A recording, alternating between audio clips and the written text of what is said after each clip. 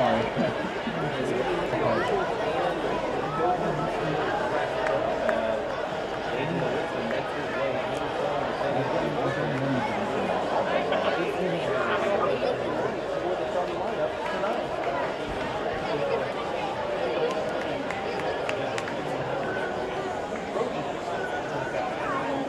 He's going to take it himself for a championship.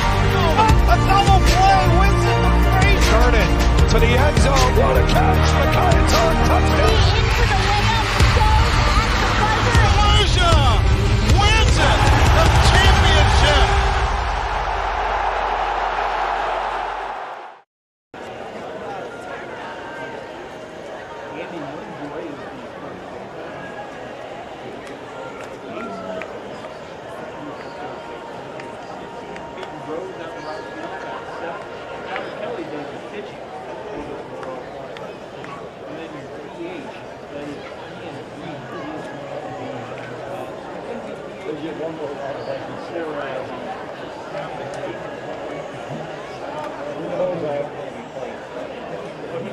That's right.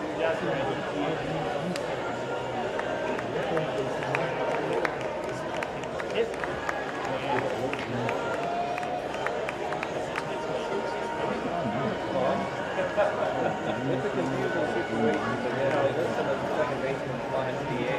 You run into that.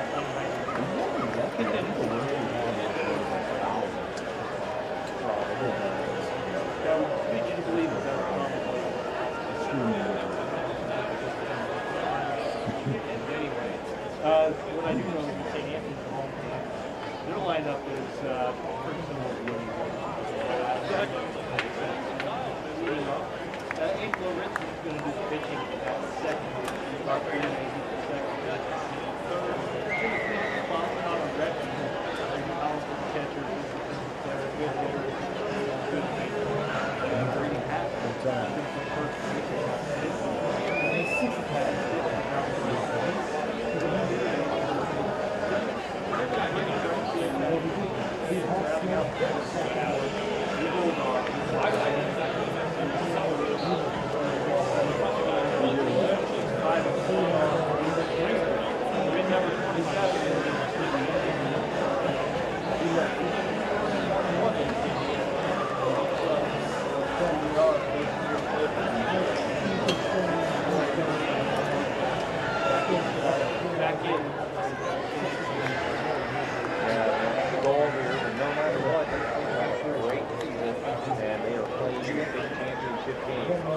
They will have a celebration wall when they start.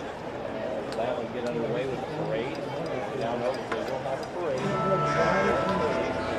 will have a celebration at I do right away. They will have their welcome home celebration.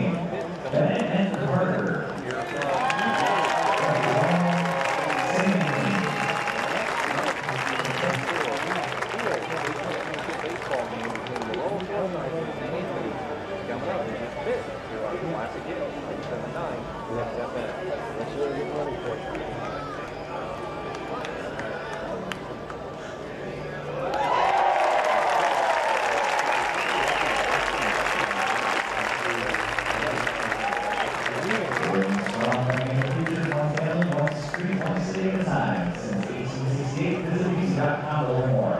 BC Bank, building business, growing wealth since 1868, member FDIC.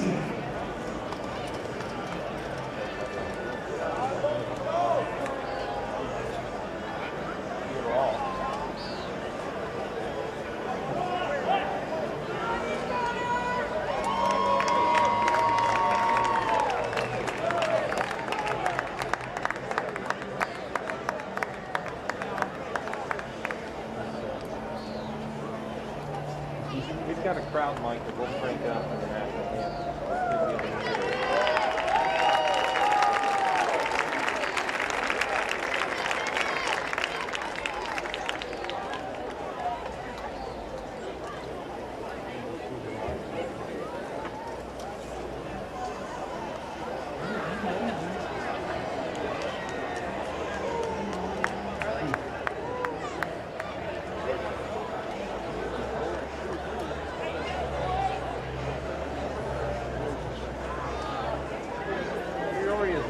Home to the state baseball tournament for 1A and 2A baseball, and this will be our final broadcast.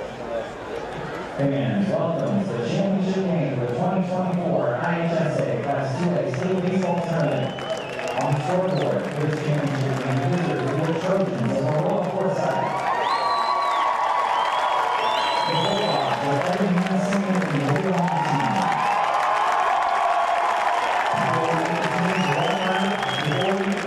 One big round of applause for the Dozer Park Grounds crew.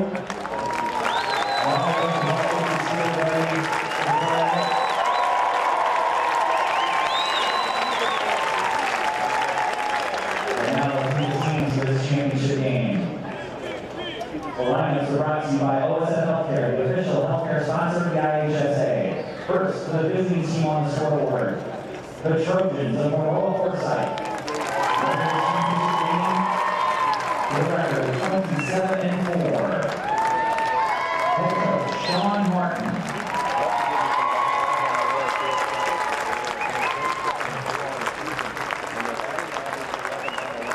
And now the starting lineup, leading off the shortstop, number 10, Taken Maroa. Batting second and catching, number 1, Mitch Williams. Batting third, playing in center field, number 21, Tate Brandenburg. Batting fourth, and playing in left field, number 24, Zane Giles. Batting fifth, and playing at first base, number 32, Amy Manjoy.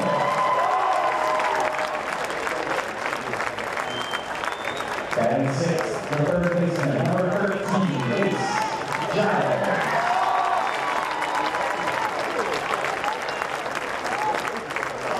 Batting seventh and playing in right field, number 7, Hayden Rose. Batting eighth tonight's starting pitcher, number 5, Connor Kelly. And batting ninth, the second baseman, number 2, Ian Reed.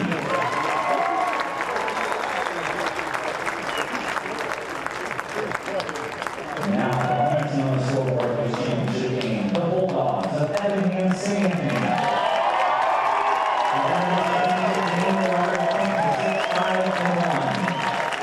Head coach Tony Craig.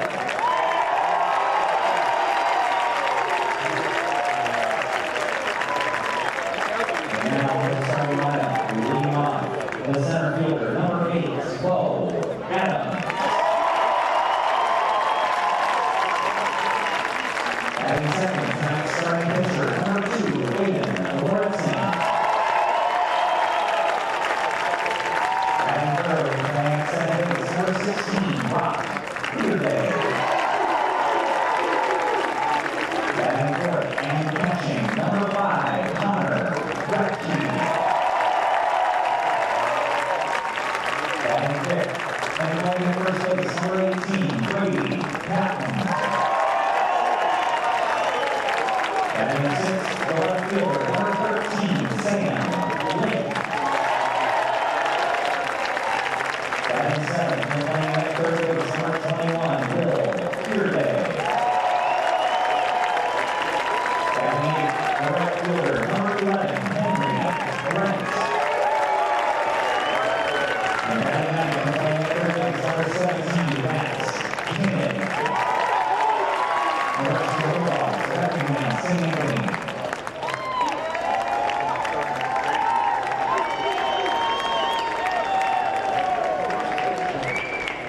The umpires for this championship game.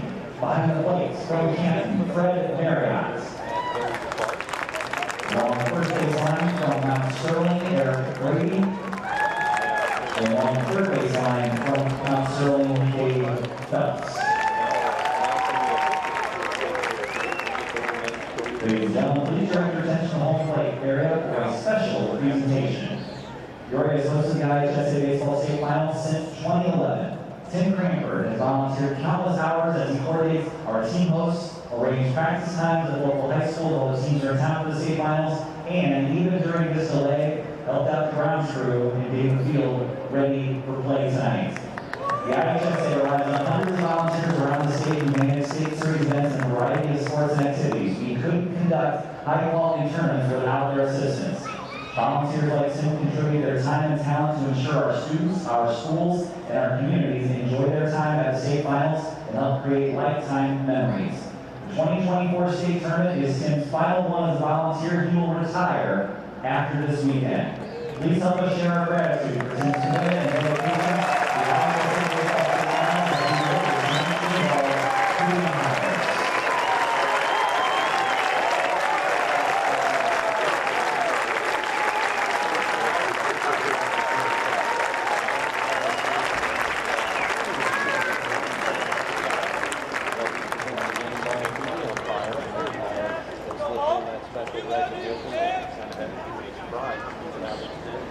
Ladies and gentlemen, at this time, we ask that you please rise if you're able, gentlemen, please move your caps and face the colors to left the center field with your hand over your heart. And join our soloist, I'm Not Happy, a sophomore at Washington High School, as she performs our national anthem. Oh, say, can you see by the dawn's early light what so proudly we hailed at the twilight's last gleaming, whose broad stripes and bright stars through the perilous heights o'er the ramparts we watched were so gallantly streaming, and the rugged stripe glare, the bombs bursting in air, gave proof through the night that our flag was still there. Oh, say does that star-spangled banner yet wave o'er the land of the free and the home of the brave?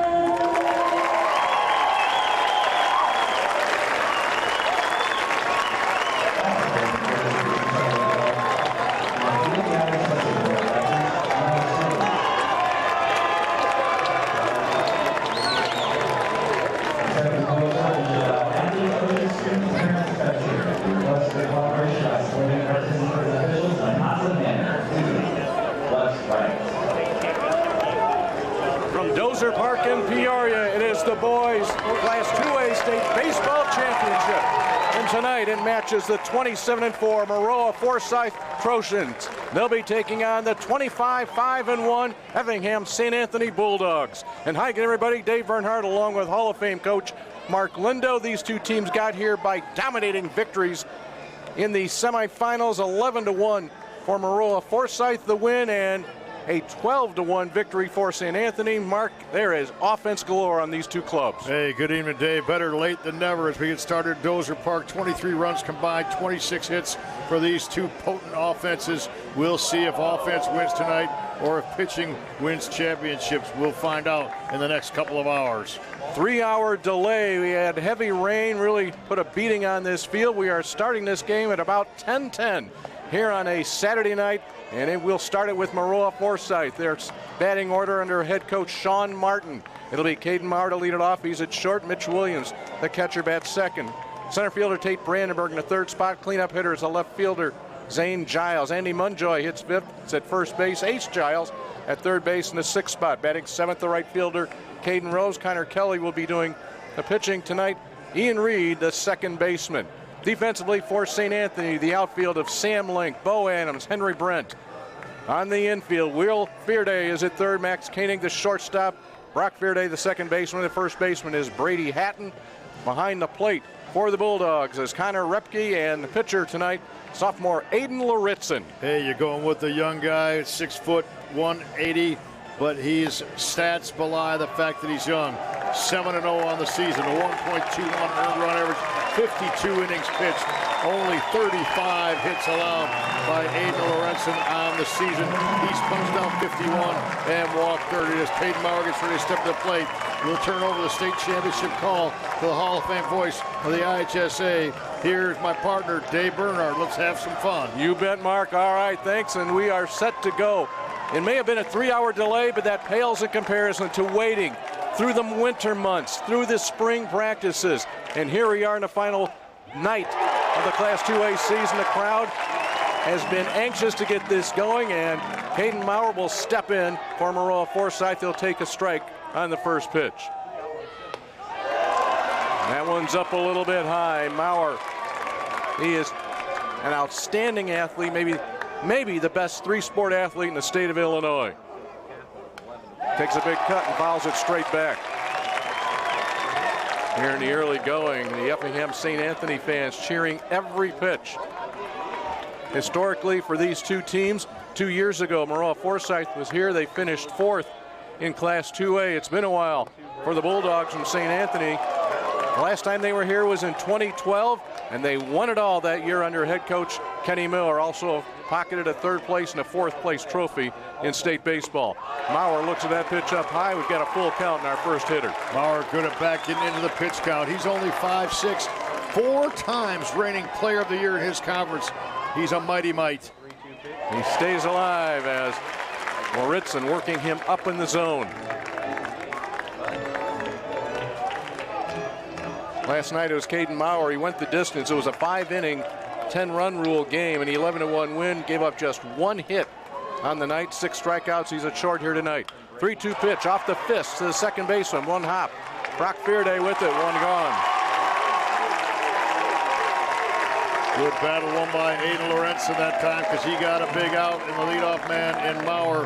And what a nice job by Fearday. That ball almost ate him up at second base, but he ranges 2 innings left, takes that ball up by the chest and gets easy 4-3 first out. Now bring up the catcher, Mitch Williams, a junior. Last night, 3 for 3, a couple of RBIs, also had a walk and a run scored. It was a 10-hit attack from Maroa Forsyth. They put an 8 spot on the board in the 3rd inning. First pitch to Williams, strike 1.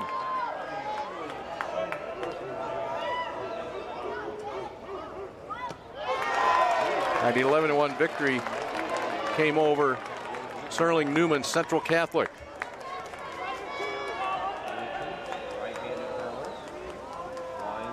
Laritzen delivers right there in the inside corner. Our home plate umpire tonight in the championship game is Fred Marriott. First base, Eric Grady, and a third base umpire is Dave Phelps. Bo Adams very deep in center field, even with 2 strikes here. Just missed. And that brought several Bulldog fans to their feet. They thought that was a K.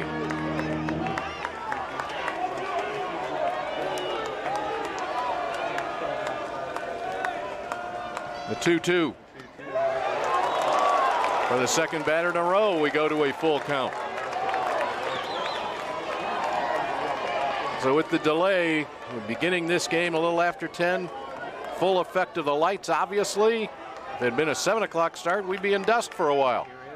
That pitch is up high. The 1-out walk will send Williams to first. 2 good at-bats early on. It has been for Maroa Forsyth. Caden Maurer went deep into the count before 4-3, and then Mitch Williams goes deeper into the count before drawing a base on balls. Tate Brandenburg 1 for 4 last night with the run scored. Brandenburg, a .456 average coming into this tournament. Senior, junior center fielder. Knocked down by Connor Repke.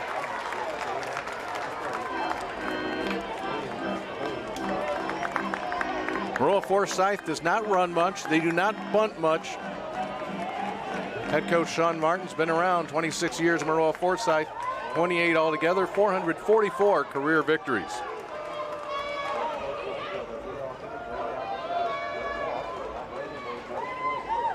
Williams, static lead at first. And that will catch the outside corner. Ransom with the high set right below his chin. Elbows down and relax. It allows him to have a pretty good arm angle as delivered to home plate out of the set. Sam Link, the left fielder, also playing very deep. Long set from Lauritzen. And that's right there, down at the knees, hits the outside corner. So if you hit the edge once at 17 inches, you hit the edge again at 17 inches, that plate will get just a little bit wider. If you want to go another inch off the dish, you will get that call.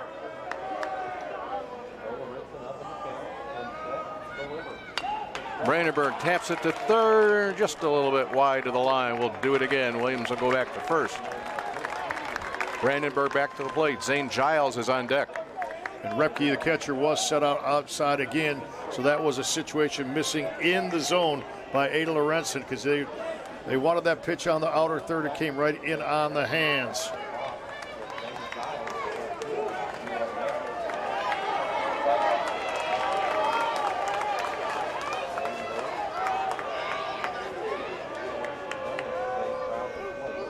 Williams at first. Pitch to Brandenburg to the right side. Fearday to Koenig. They'll get the force. And that will leave Brandenburg at first base with 2 outs.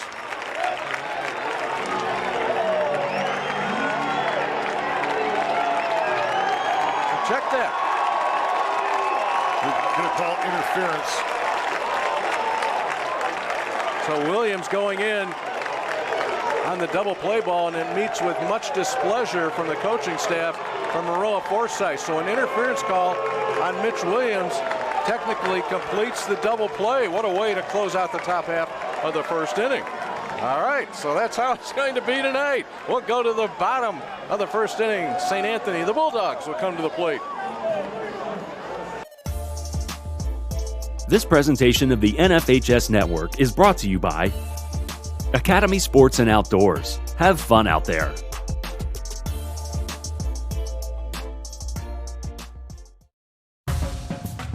When you're out to the ball game, they might forget something, but you won't. And between good hits and great memories, they'll grow into grand slamming, show-stopping, triple play superstars. So when you're gearing up for America's favorite pastime, cover your bases for less. Have fun out there. Let's take a look at the starting lineup for head coach Tony Craik and the St. Anthony Bulldogs. Bo Adams will lead it off. He'll be followed by the pitcher Aiden Lauritzen, then Brock Fearday will bat in that third spot. Connor Repke, Brady Haddon, and Sam Link, the middle part of the order. And rounding out will be Will Fearday, Henry Brent, and Max Koenig. Defensively, for the Maroa Forsyth Trojans, Zane Giles along with Tate Brandenburg and Caden Rose. That's your outfield from left to right. Younger Giles, that's Ace Giles at third. Caden Maurer, the shortstop. Second base is Ian Reed. Andy Munjoy is at first. Mitch Williams behind the plate. And Connor Kelly will get the ball here in the championship game for Maroa Forsyth. Let's check out the seniors' numbers on the season. 8-1 record, doggone good there. 2.68 earned run average in 60 innings pitched. He's allowed 50 hits, 16 base on balls, and in those 60 innings pitched, he's punched out 53, just less than 1 per inning. Bo Adams will get this thing started. A 16-hit attack. 16 hits and 30 official at-bats. The top 7 hitters In this lineup last night in the 12-1 win over Wilmington, multiple hit performances.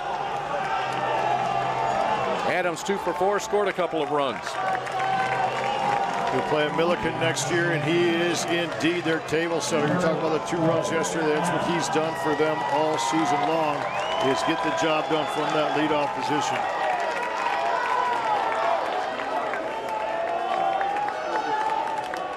Maroa Forsyth to play Adams straight away.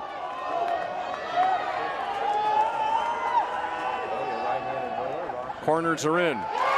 Strike on the inside corner. Adams with that 2 for 4 last night, just a tick over 300 batting average for the season. Waits on this one, and it's past the diving Giles at third. Into left field, Zane Giles will cut it off.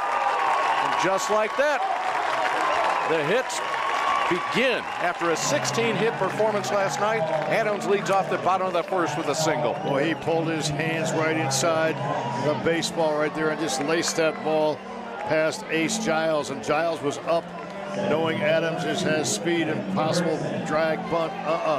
He was able to get that angle and lace it right by him into the corner. Hayden Loritz, the left-handed hitter. This is a team that likes to bunt. Yes, 16 hits last night, but the bunting game is a big part of their game. Loritzen will get it down. Kelly, the play to first, and that will advance Adams to second.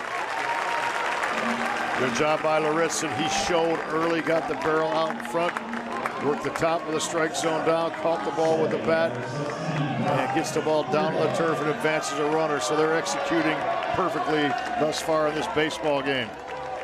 Man at the plate right now, Brock Fearday. Junior second baseman, what a night he had last night. 3 for 3, a double, and 2 triples. And he's going to get himself a base hit right here. This is going to drive in the first run of the game. Scoring easily is Adams. Heading to second base is Fearday. And yet another extra base hit for Brock Fearday. Well, he went first ball, fastball. He took that, laced it into left center field. A long run for Brandenburg to get to it. Not a chance. And then once the run would score, as you see the celebration taking place down the third base dugout, I'll tell you what, Fearday put it into overdrive as he was in a full sprint to second base and gets a double with his legs. Nothing cheap about that one. Nothing was cheap last night when he picked up a couple of ribbies. 9 total bases in, what, 4 base hits. Power numbers. Connor Repke, the catcher, the cleanup hitter. Repke, a couple of hits. He drove in 3 runs last night, part of that 12-run, 16-hit attack. And now Mitch Williams has to go out and talk to his pitcher, Connor Kelly.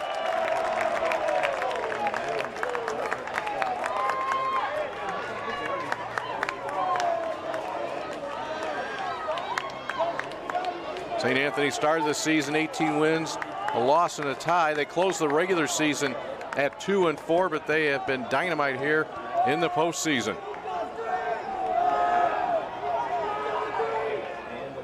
First pitch to Repke. Strike 1 on Repke. Brady Hatton swinging his stick on deck.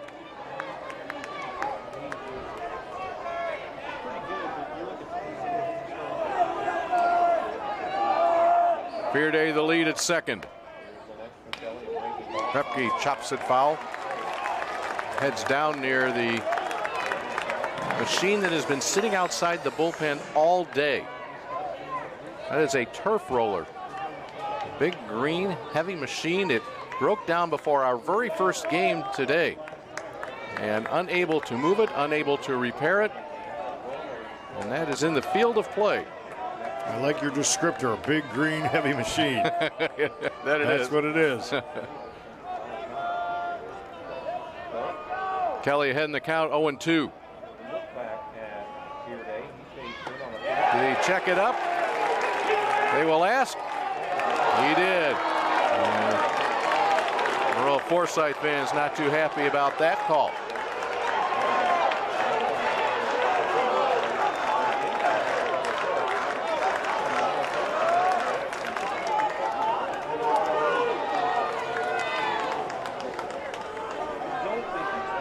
Fearday will take his lead from second. Repke waits, fouls it off to the right side. Repke's done a good job on a couple of those off-speed pitches. Staying back, tracking the baseball, letting the ball get deep to him, 60 feet, 6 inches. He wants to hit that ball right in front of the hitting zone, keeping the barrel on top of the ball. 1 run in. Already a couple of hits in this inning. We're only 3 batters in. Here's our 4th. Pitch to Repke.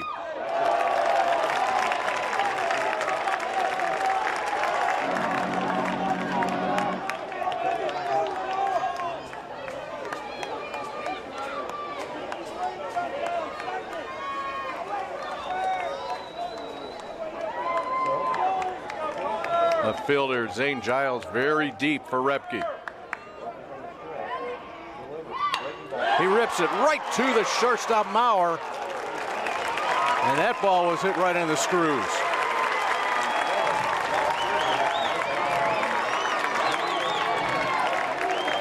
Two outs to Brady Hatton.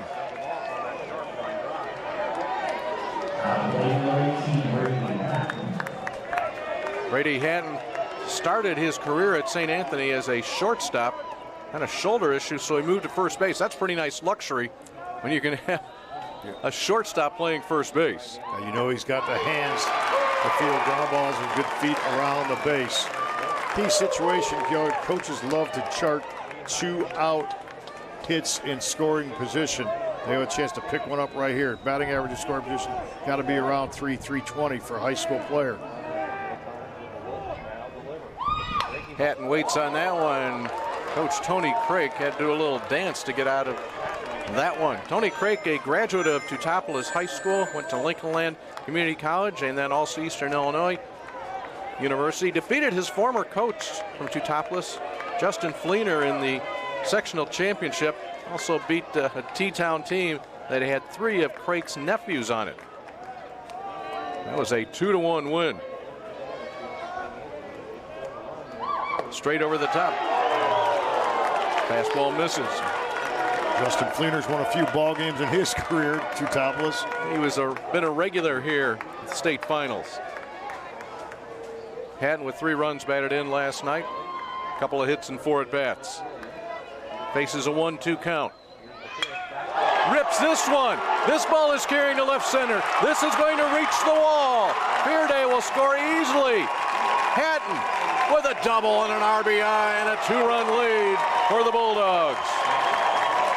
There's that 2-out hit that we talked about. Oh, so important. That ball was laced in the left center field. Not a chance for Tate Brandenburg, as skilled as he is, to chase that one down. And Hatton, once again, with an extra base hit as the hit parade continues. He had a big hit for them in the sectional championship, a home run to tie the game at 1-1. He knew that was a home run off the bat. He knew this one was a double off the bat, I flat out guarantee you. I'll bring up number 6 hitter, Sam Link. The first 5 hitters, 2 doubles, a single, 2 runs in. One of the outs was a sacrifice bunt. The other was a line drive right at the shortstop.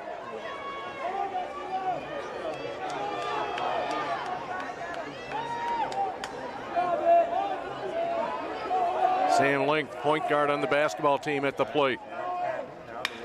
He hits this one well. Brandenburg drifts over into left center, and that will close out the inning. However, what a big inning indeed. It comes in the bottom of the first inning. 2 runs, 3 hits, 2 of those for extra bases. And after one, Effingham St. Anthony 2-0 over Maroa Forsyth. This presentation of the NFHS Network is brought to you by Uber Teen Accounts. Introducing an Uber account for your teenager. Scan the QR code to sign up for an Uber Teen account. Come with me. Hey. My what kind of movie are you watching? to the sea of love. I wanna tell you how much I love you.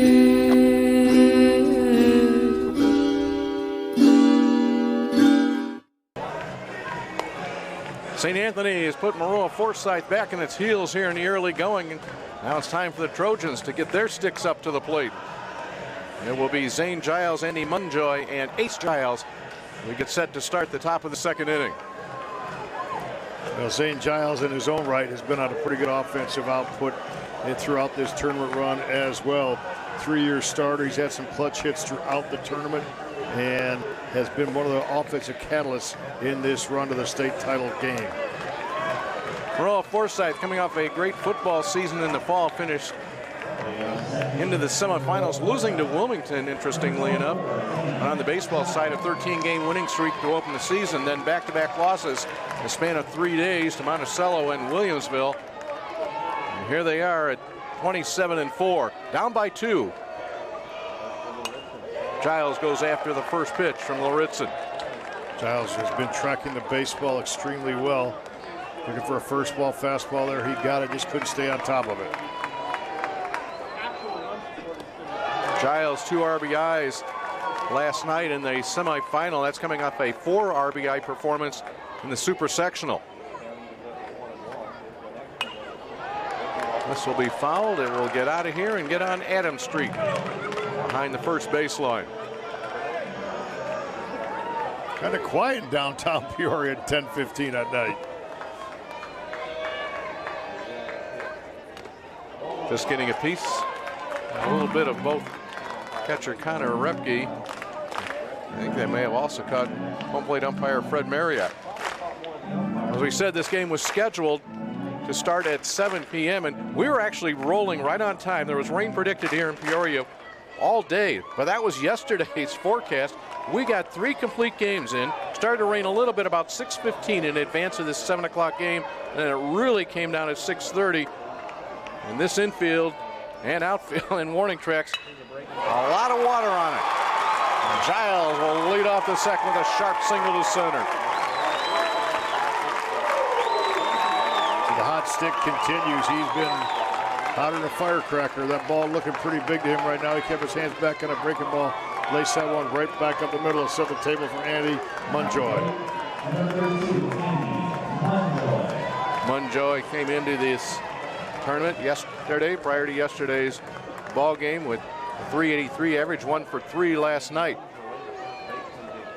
Munjoy had a double in that 11-1 win.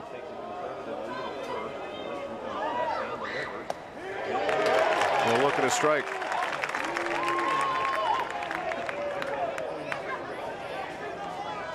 Munjoy, the senior first baseman.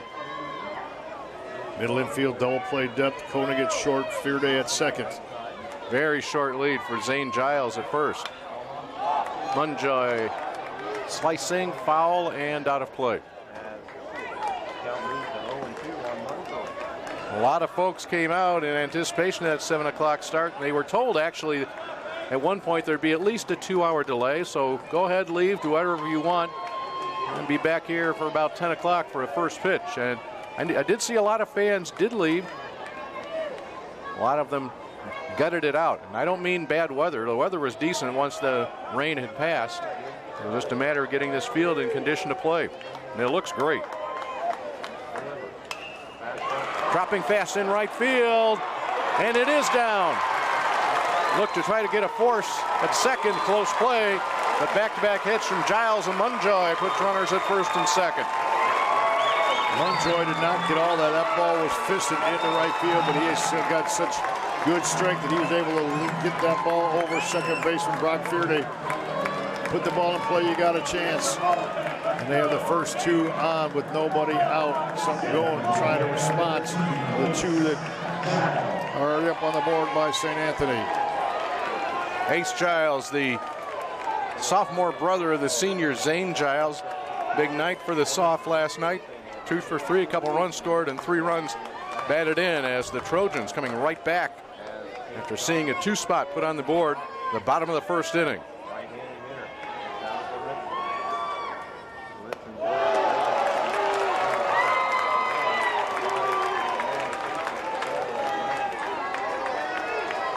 Right fielder Brady Hatton playing fairly shallow, fairly close to the line, and again the left fielder Sam Link playing deep. Temperature about 68 degrees, just a slight breeze, no impact on the play here this evening. Hitting to the right side, knocked down by Hatton, and he'll get the touch at first. I should have said it was Henry Brent in right field, Brady Hatton, the first baseman, but hitting the ball to the right side, advances 2 runners into scoring position. Good job by Ace Giles. Yeah, that goes down as a quality at bat, a team at bat, and a play within the play as well. Brady Hatton at first base. He was able to knock that ball down, and then it trickled into foul territory. And he did what it fundamentally should do, and that's bury the ball with his bare hand rather than pick it up with his glove and gets to force out at first. Corners are even with the bags, and middle infield is back. Caden Rose at the plate. Fooled by that breaking pitch.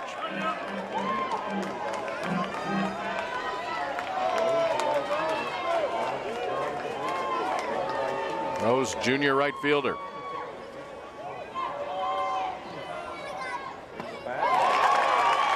Misses that one by quite a bit as well. No balls and 2 strikes. So he's gotten a whole 0-2 on both a breaking ball and a fastball. So right now, Loretson can basically do what he wants with this pitch, and it should be just tantalizing, somewhat out of the zone, but close. Got him swinging. The look to third, throw to first to complete the strikeout.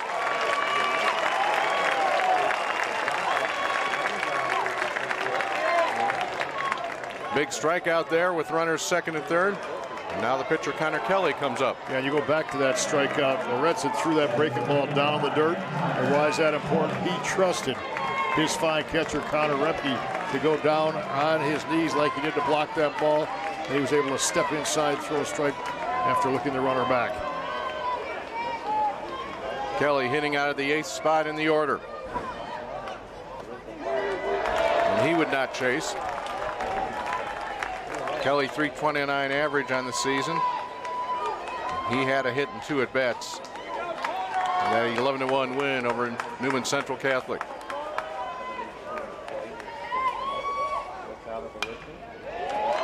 Off the end of the bat as Loretson continues to work outside.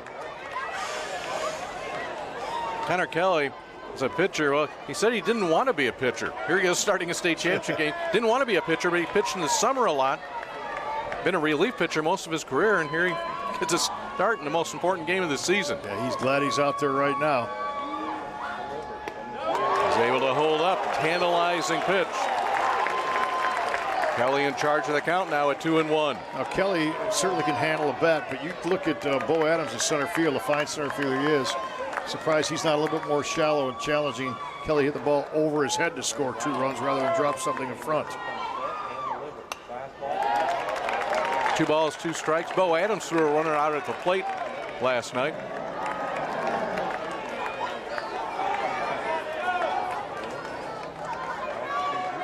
And we need a few more baseballs.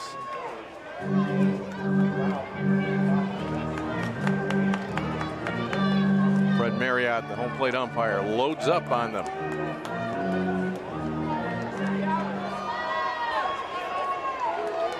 Tying runs in scoring position here with 2 outs in the second. A 2-2 count on Kelly.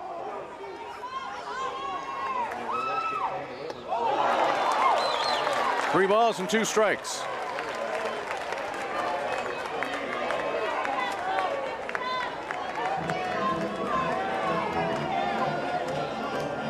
Kelly takes his time, steps back in.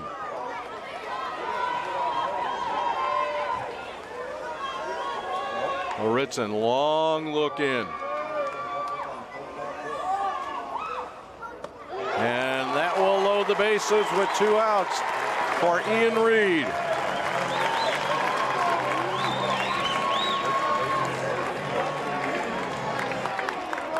Giles at third, Munjoy at second. And we, in all likelihood, we will get a courtesy runner. It should be Ryan Shepard that will come out and run for Kelly.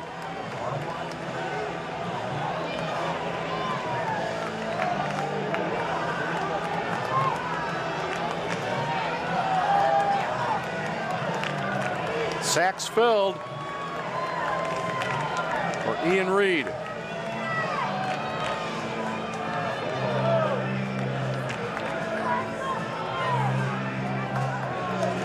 Reed 0 for 2 last night. 250 average, just 9 runs batted in on the season. His 52 at bats.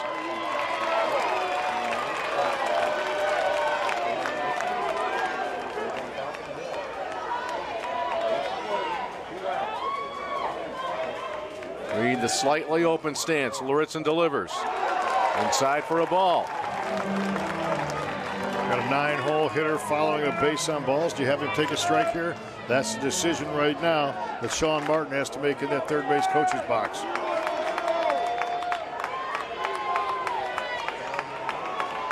Short leads at each of the bases. Reed will look at a strike.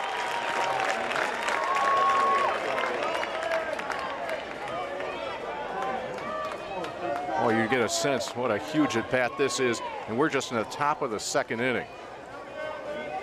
This after St. Anthony put a couple of runs across the bottom of the first. Reed with a big pop, goes right through it. That's him getting up there. He threw that ball by him. So do you double him up? I say yes. We maybe try to climb the ladder just a little bit, go a little bit more above his hands.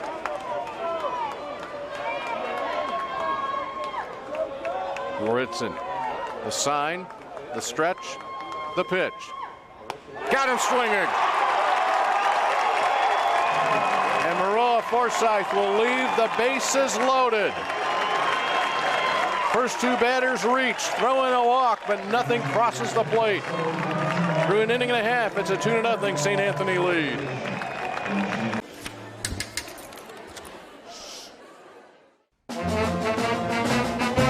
Hey, conductor, how about something new? You played this last year. Come on, get your head out of your sacks. Shh, we're trying to hear. Well, I'm sick and tired of hearing your kid play the wrong notes. Where's my kid solo? At least you can see your kid. Why is my kid stuck way in the back? The conductor only plays his favorites. I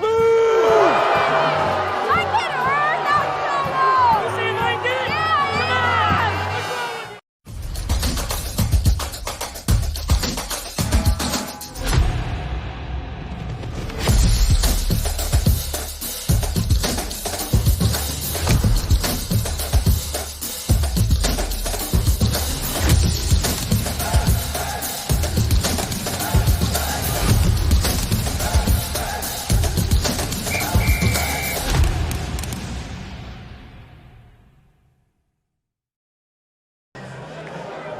You're watching live coverage of the IHSA Baseball Championships on the NFHS Network. NFHSnetwork.com/IHSA is your destination for the most comprehensive coverage of Illinois high school playoff action. Effingham St. Anthony, members of the National Trail Conference. One of their big rivals in that conference is Altamont. Altamont played for a state championship in 1A today. They fell to Ottawa Marquette 6-2, but how about that? Same conference, 1A, 2A, playing for a state championship. Yeah, that's pretty special. You go back to the Altamont game, Bo Adams robbed an Altamont player of a home run, jumping over the fence in that game to save a home run in that title game of their league. Will Fearday is at the plate. So that strikeout was a momentum keeper for the Bulldogs of St. Anthony, who has been a blitzkrieg of extra base hits here the last 2 days. 2 already today, after yesterday batting the ball all over the ballpark with extra base hits. The balls are flying in the gap during that big win they had. Connor Kelly, a little sidestep, delivers. Will Fearday off the end of the bat. May have gotten a piece of that. 6 extra base hits yesterday for St. Anthony. 2 today, 8 extra base hits in what, 8 innings? To the right side, and it will skip under the glove of Ian Reed, and the leadoff man aboard again for the Bulldogs. And Will Fearday, he's staying hot right now. Able to top hand that ball with some spin through the 3-4 hole Also important leadoff. I think Henry Brent bunts in order here, you would think, from the 8th spot as he looks down to his head coach, Tony Craig. Will Faraday now 3 for 4 in this tournament. Will Faraday, Brock Faraday, they are cousins. Henry Brent in a bunting situation. Ace Giles at third will creep in on the grass. He swings away, lifts this one to left field. Zane Giles will drift over and make the grab for the first out.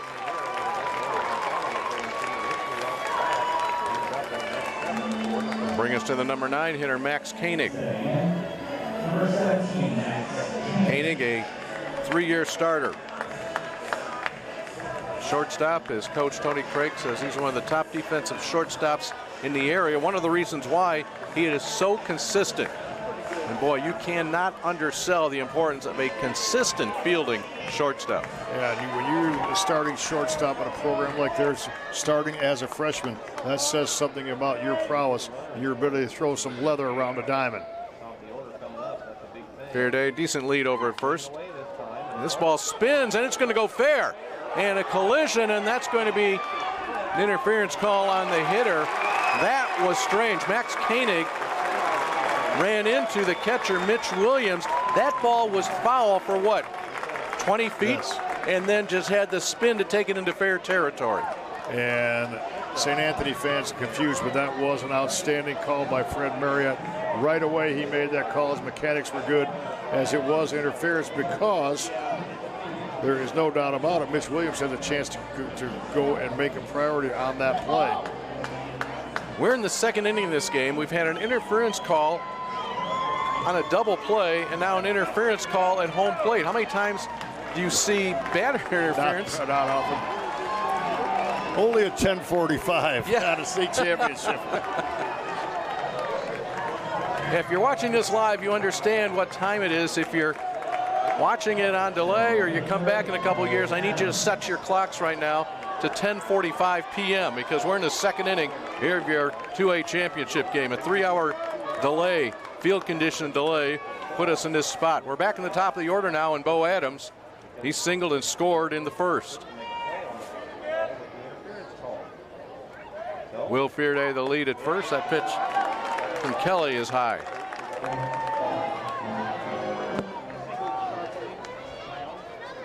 You know, we're talking about 1A, 2A. Last year, St. Anthony was 1A. Advanced to the super sectional. They got bumped up to 2A this year. And then the second base hit of the game for Adams. That's the 5th hit of the day for St. Anthony. Boy, he's got such quick hands. He just drove through his hands through the zone and laced that ball in left field. 3 hits in the first inning, 2 more here in the second. Aiden Lauritzen put down a sacrifice bunt his last time up, and that set up a couple of runs scored.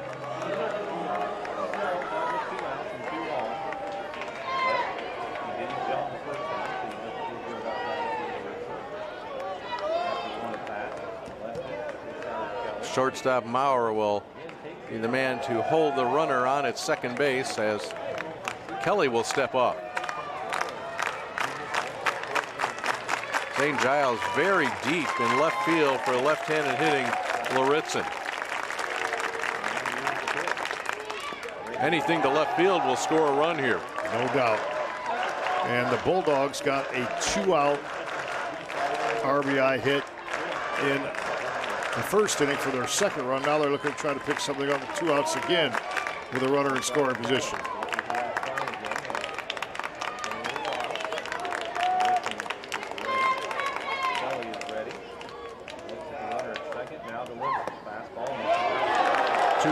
Strikes. You know, we've seen here with Kelly and also on the other side pitcher Aiden Lauritzen holding the ball a long time in their set. Yeah, getting a long time to even get the sign in. So slow pace right now. It's been what, 6-7 seconds looking for a sign.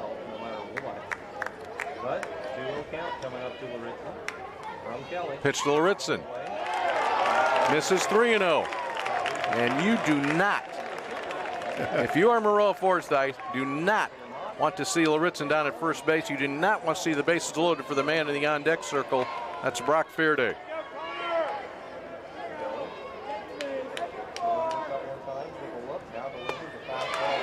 Not there yet. It's 3-1.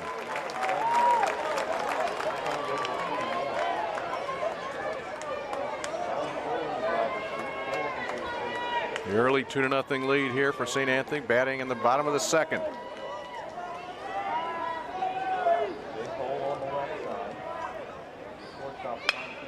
Hit hard to the right side, skips past Reed. Slipping around third base is Will Fearday. He will score though, and it is a 3-0 game. Another hard hit ball with topspin, laying out to his glove side. Reed, who couldn't come up with that baseball, gets into left field. Brought in by Rose, but too little too late as they pick up another 2-out run of their 3.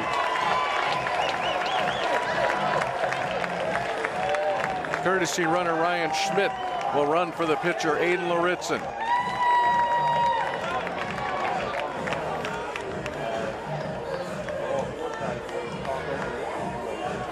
The RBI from Luritzen. So Will Fearday set the table with that leadoff hit. Comes around to score with 2 outs. And St. Anthony, let's take a look at their momentum. They get a 2-out run to finish their 2-run first inning. They get a punch out with a bases loaded of Maroa Forsyth trying to get back in it. And they get a 2-out hit right here. So they've continued to build the lead, but they continue to build momentum as well.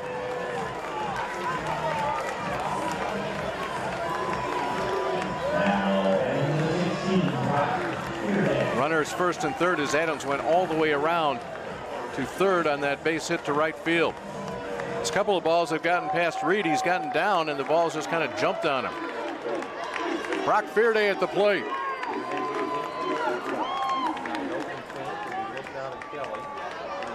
He has had 4 extra base hits and 4 at bats this weekend. He's fooled on that pitch.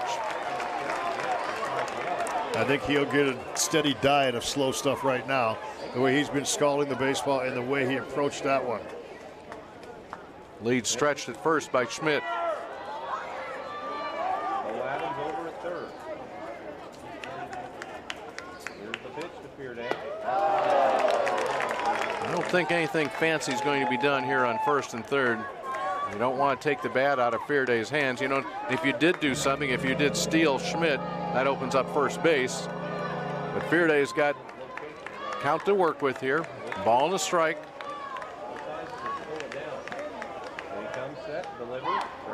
Takes another big cut on an off-speed pitch. Yeah, he threw the fast. He got a bad swing on a first ball, breaking ball. Then he went above the zone, I think intensely with a fastball. Breaking ball back foot once again there.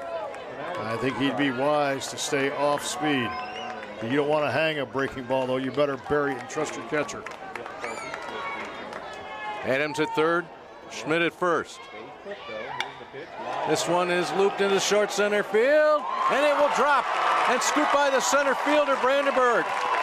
The RBI single, make that a double. Fearday heads to second base, and yet another extra base hit, another run batted in, and another run. It's 4-0.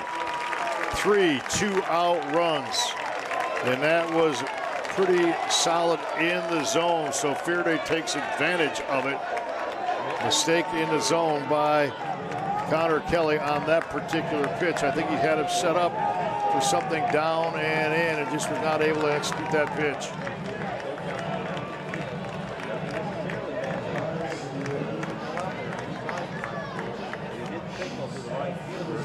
This may be it for Kelly. 7 hits through an inning and 2/3.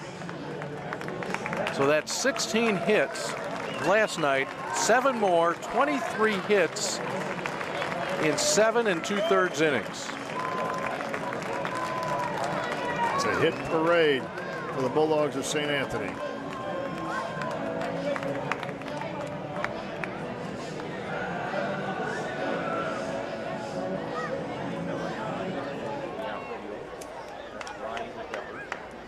Heading out to right field will be Ryan Shepard. He's playing catch out there to get warmed up just a bit.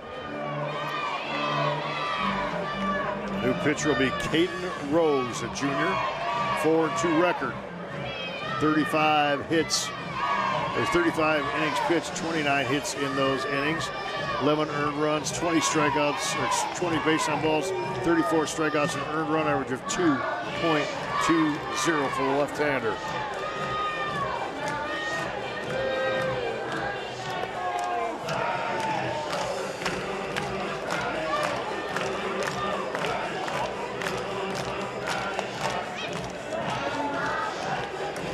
This was not part of the game plan for Maroa Forsyth.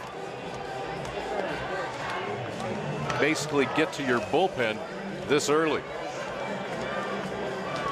But something needs to be done to cool off these sticks. This has been an impressive performance in this tournament. 2 runs in the first, 2 more here in the second.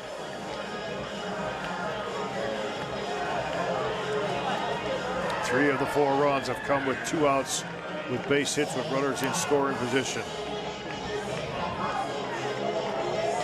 And still, runners second and third, and you have your cleanup hitter, Connor Repke, coming up.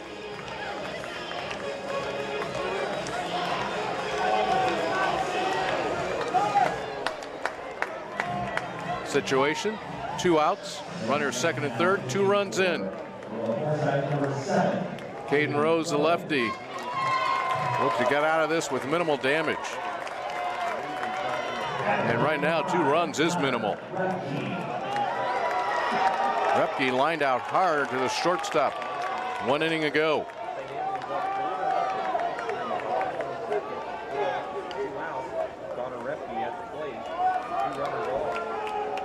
Rose steps off, steps back on. Repke out, Repke in. Here we go.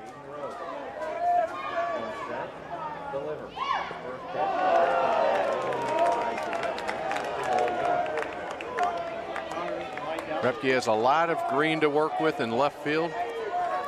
Has some room in right center as well. Left side of the infield playing very deep for Repke. That's Giles and Maurer. That bounces in, actually caught a piece of him. So that will send Repke down to first. Runners will go back, and the bases will be loaded.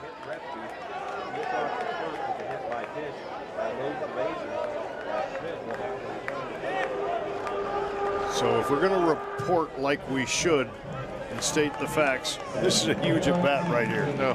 4-0. Honestly, second inning, still very manageable, right? 6-7-0, not the same scenario. So this becomes the biggest batter of the ball game thus far.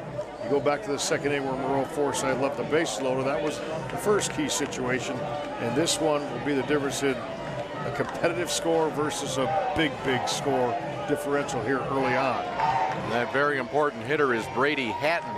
He had a 2-out RBI double last inning. He scorched it into left center field.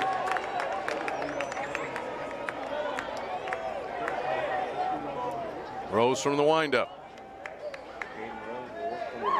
Ripped. Fair ball down the left field line. Into the corner. Lorentzen scores. Fearday scores. They're going to wave another. It's a bases clearing double for Brady Hatton. My, oh my, he was looking for it and he ripped it.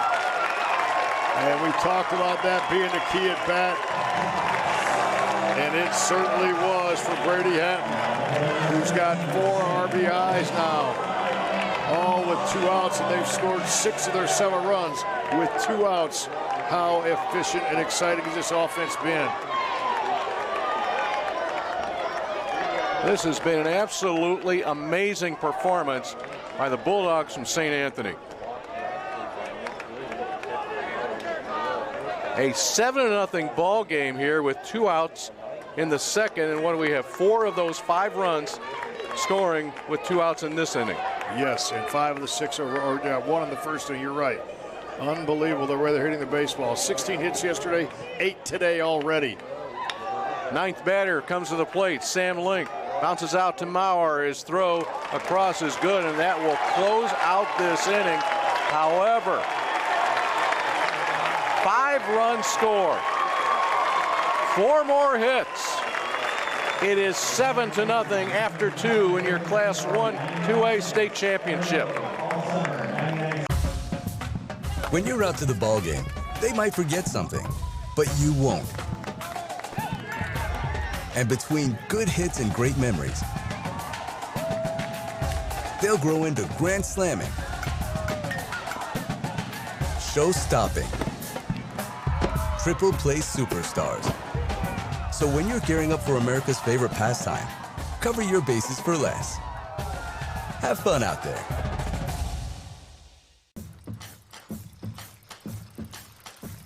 The best fishing spots hook your heart and reel you back again and again and again.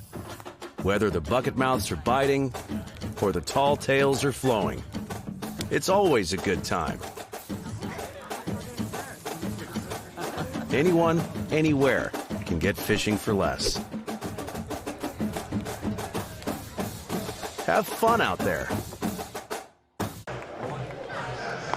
Today's game is available for download. Click the digital copy button under the event video player to download a digital copy of the event right to your computer. I know you recapped it somewhat earlier in terms of the momentum. 2 runs in the first inning for St. Anthony. Coming back in the second, Maroa Forsyth came right back, low to the bases, and a strikeout ended it with the bases filled. And on the other side, after a run was in, the bases were loaded, and it was a 3-run double. 7-0 lead. Maroa to lead it off. It's 1-2-3 in the order here for the Trojans from Maroa Forsyth. The Trojans need something good to happen this inning to have some kind of momentum shift. Well, that's a start. Base hit up the middle for Maroa. You know, and really that's all you're looking for right at this moment, right? You're not looking to get, even though you had an 8-run inning last night, you're not looking necessarily to get 7 here. You're looking to just kind of stop this runaway train. Yeah, you get 1, you're okay. You get 2, you're in good shape. You're not looking for the big inning. Just get back and grab some momentum. Mitch Williams walked his first time up, and he was involved in the play that ended the first inning, and that was an interference call as he was going in to second on a double play ball called for interference, and that led to the double play.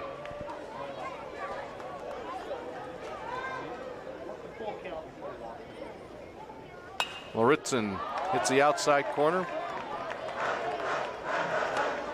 And Mitch Williams able to get a pretty good piece of that ball, fouling it off upstairs to the right.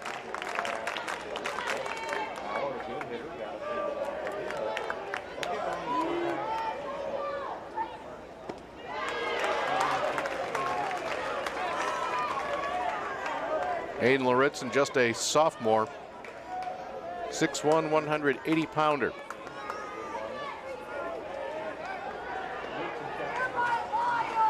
He is aware of Caden Maurer at first base. He has a 7-run lead. Yeah, he's got to be more aware of Mitch Williams, to be perfectly honest with you. He is focused on the batter right now, getting 1 out at a time rather than worry about a stolen base.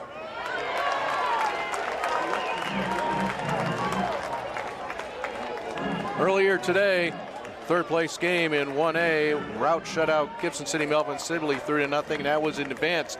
The championship won by Ottawa Marquette, 6-2 win over Altamont. The pitch is inside.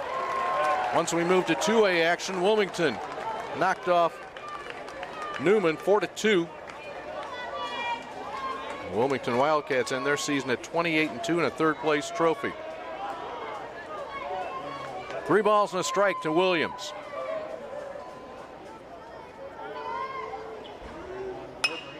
Foul this one. Well, here in the early going, it just does not appear as if Aiden Lauritzen will give you a comfortable pitch to hit. Moving the ball in and out.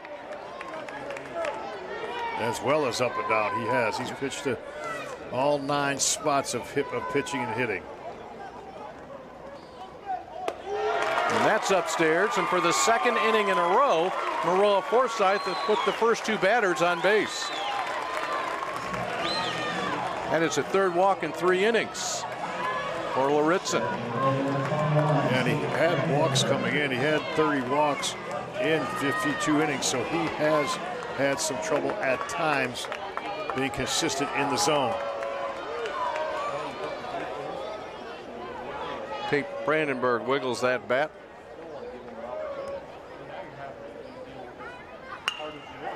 To the shortstop. Gets the force at second. Relay is not in time. Advancing to third is Maurer. Caney got it to Brock Fearday. St. Anthony looking for outs, and they pick one in the middle of the infield.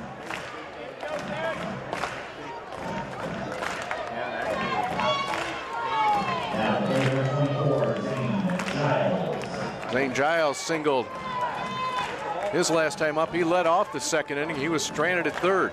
And he has been hot throughout that tournament. Can he keep that hot streak alive? Right now, if he wants to get one in and get one over at least.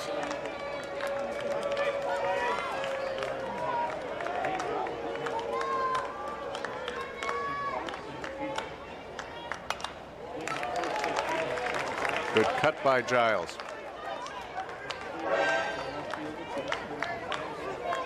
Senior for this Maroa Forsyth team. 3-sport athlete, football and basketball in addition to baseball. That ball at the dirt will allow the runner Brandenburg to hot-foot it to second base. Brandenburg solid base running, went into a secondary lead, did what we call a flash look, which is a fancy way of saying find the baseball. He read the flight of the ball in the dirt and was able to advance to second. A couple of runners in scoring position now for Giles. He's going to score at least one here, and it will be more as it gets down in right center field. Maurer in easily, Brandenburg to follow, 2 runs in. And the 2-run double from Zane Giles cuts the lead to 7-2. I'll tell you what, the guys that have been hot have remained hot, haven't they? Giles is on a blistering pace right now, hitting the baseball. 2 out of 2 tonight after a good ball game yesterday. And he also has a couple 2-out RBIs. So we have 9 runs on the board. And what, 7 of them scored on 2-out hits, or only 1 out this inning. I'm sorry on that. There's been so many solid 2-out hits though today. And we're seeing runs, and we're not surprised because these teams combined for 23 runs last night. And 26 hits last night. Andy Munjoy will look to keep the line moving. Had a bloop single 1 inning ago.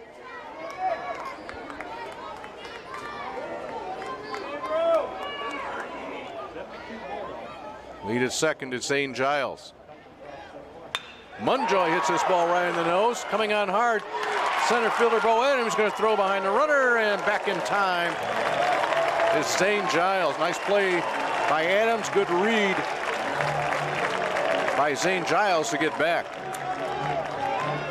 Getting pretty good passes to the baseball this inning for sure. Maroa Forsyth. You can't keep a good offense down for good. They need one more, and it's going to be a really solid inning for them trying to play catch-up baseball. Ace Giles will be in charge of moving his brother home.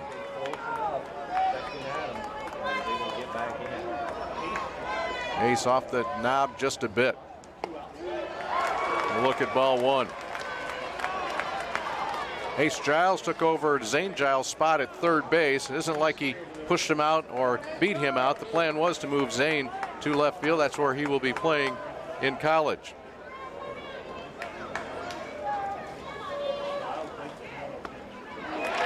Count evens up at a ball and a strike. Though Zane admitted that Ace would probably like to tell you that, yes, I pushed my brother out of a position.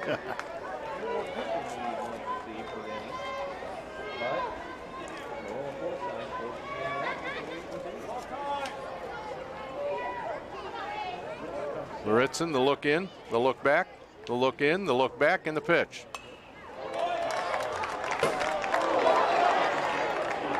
1 ball and 2 strikes.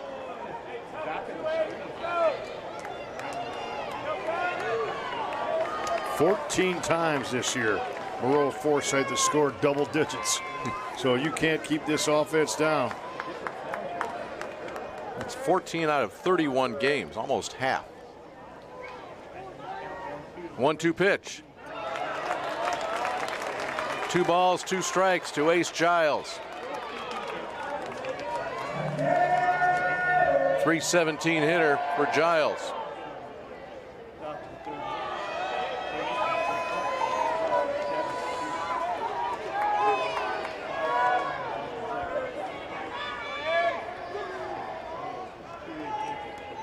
Lauritzen delivers to the first baseman, Hatton. He'll toss to Lauritzen. 3-1 on the putout. 2 runs cross the plate. A 2-run double from Zane Giles. The lead is cut to 5 after 2.5, 7-2, St. Anthony. This presentation of the NFHS Network is brought to you by Uber Teen Accounts. Introducing an Uber account for your teenager. Scan the QR code to sign up for an Uber Teen account.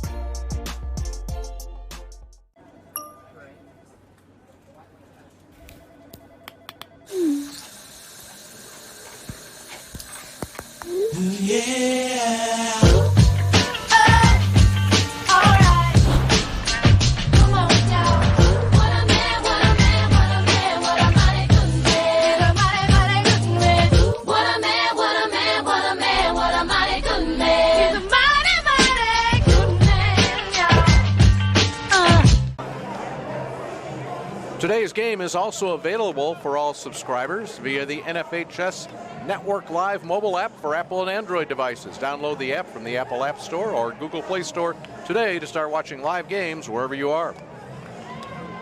Dave Bernhard, Mark Lindo, game number 8 of 8 here this weekend in Peoria. Class 1A and 2A. Next weekend we move to Dooley Health and Care Field in Joliet. Class 3A and 4A action. More exciting baseball to come next weekend, but we got some exciting baseball still to go in this one. Yeah, one suspects that is very true here. Through 2 innings, 7 runs scored. Last inning, St. Anthony batted around, so Will Fearday will lead off an inning for the 2nd inning in a row. He started a 5-run second with a single to right field.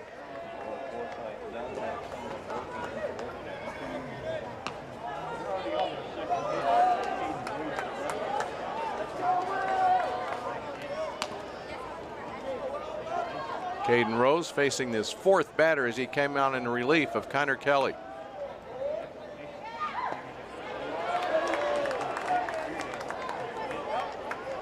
He appealed, nothing doing.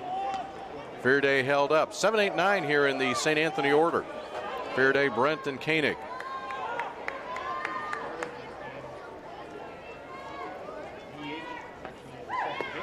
High and tight. A little bit of action in the Maroa Forsyth bullpen.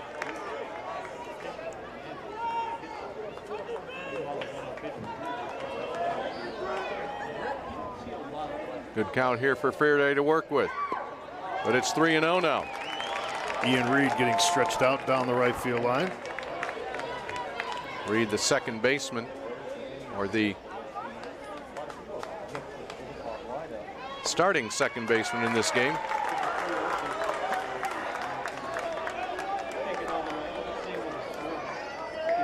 Three balls and 1 strike to Will Fearday. They have gotten him on the helmet. They will send him to first base. In the 1st inning, the leadoff batter reached. In the 2nd inning, the leadoff batter reached. And in the 3rd inning, the leadoff batter reached. Yeah, Reed had started Connor Kelly at second base now, as he had started the ball game on the bump.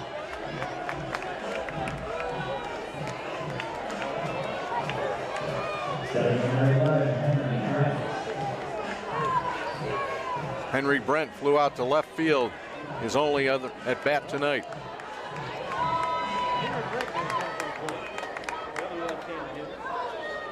out in left field.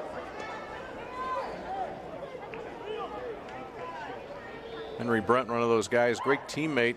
In fact, Tony Craig said, if you took a vote among our players, they probably would say the best teammate, Henry Brent, just brings a level of energy to this team.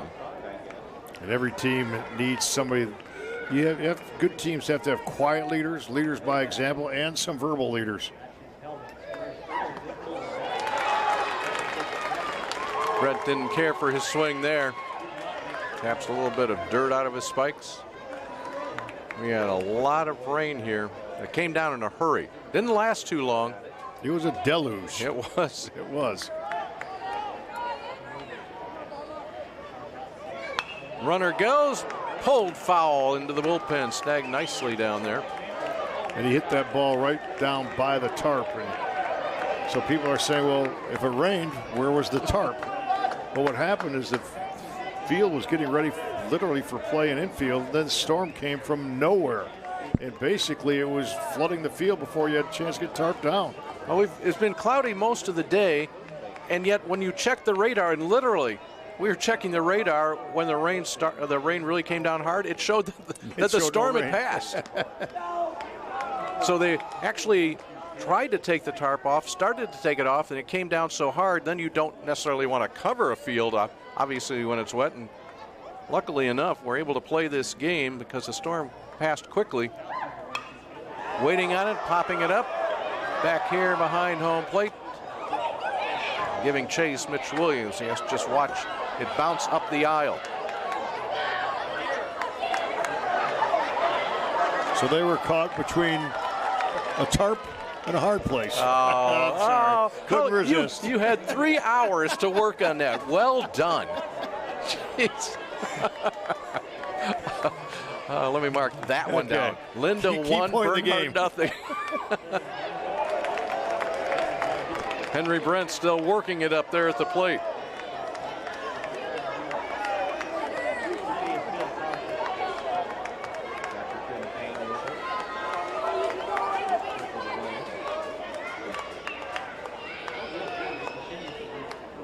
Long look for Rose. There goes the runner. Brent swings center field. Tate Brandenburg makes the catch. He's going to throw back. It was a very aggressive wait from Will Fearday. He does get back. Fearday was kind of challenging him there. One out here in the third. Once again, Brandenburg in center field. He played a pretty deep center field, but he got that ball off the sound of the bat, and he was thinking double play the whole time. Really good play and mind working one play ahead. Number 9 hitter Max Koenig. He was involved in unusual play as well. As a hitter, he hit a ball right off the end of the bat. It just was a little roller about 20 feet away from home plate that was spinning in foul territory and then spun in fair territory as the catcher Mitch Williams went out to get the ball. It was an inadvertent collision between Koenig and Williams, and that of course is interference on, in this case, the batter has interfered with Williams trying to field the ball. But yet that was also the same inning that Effingham St. Anthony scored 5 runs. This ball is hit deep to left field. Zane Giles giving chase. He'll run it down in deep left center field. That ball just kept carrying on Giles, playing deep anyway. And Giles made a nice catch because it looked for just a silly half a second. That ball was going to carry over his head, but he ran to the point. He knew the ball was going to come down straight line to the baseball and made a nice catch running with his back away from home plate. Bo Adams will come to the plate for the 3rd time in 3 innings from his leadoff spot in the order. 2 hits, 2 runs scored.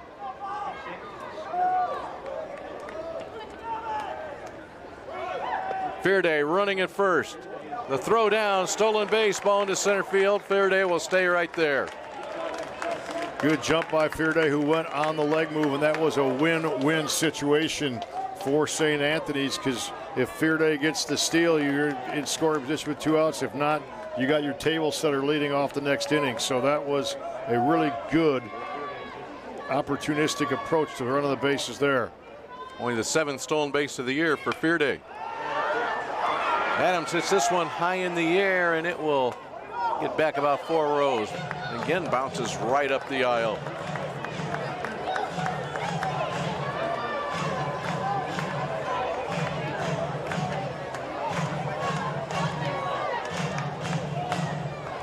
Both of Adams' hits have gone to left field tonight.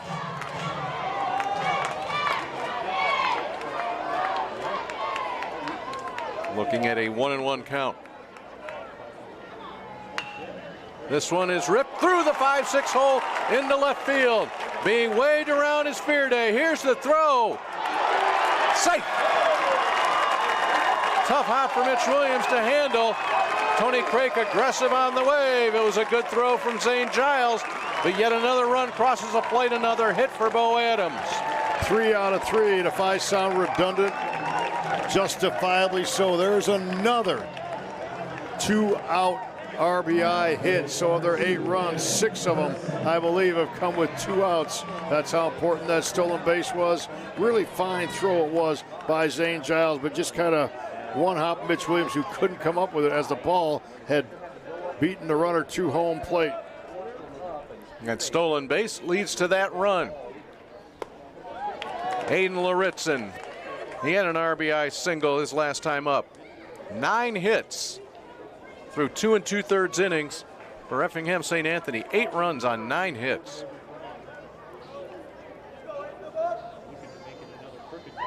And there you go. It's just another case of putting the pressure on. Yes, Maroa Forsyth picked up 2 in the top half of the inning, closed the gap a little bit. But St. Anthony, as you said, the 2-out hit now just retakes that momentum, whatever momentum Maroa Forsyth may have had. Yeah, you talk about Tony Craik being aggressive. I really like that because he made them make a play. Picked off at second is Adams. Now the rundown.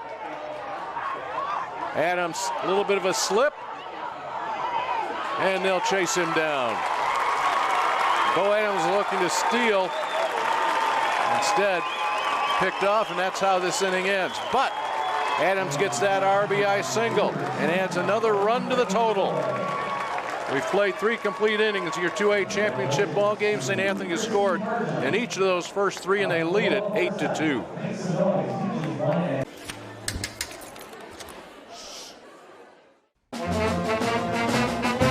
Hey, conductor, how about something new? You played this last year. Come on, get your head out of your sacks. Shh, we're trying to hear. Well, I'm sick and tired of hearing your kid play the wrong notes. Where's my kid solo? At least you can see your kid. Why is my kid stuck way in the back? The conductor only plays his favorites. I can earn that solo! You saying I did? Yeah! Come on! What's wrong with you?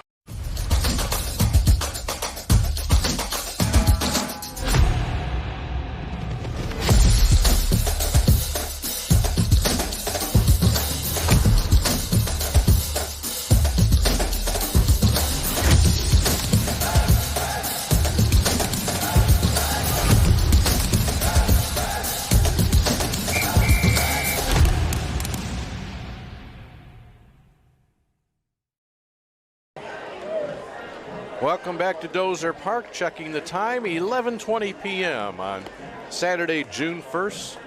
But we will be calling a game on Sunday, June 2nd. We will. I guarantee that. We're going to stretch it a 3-day weekend.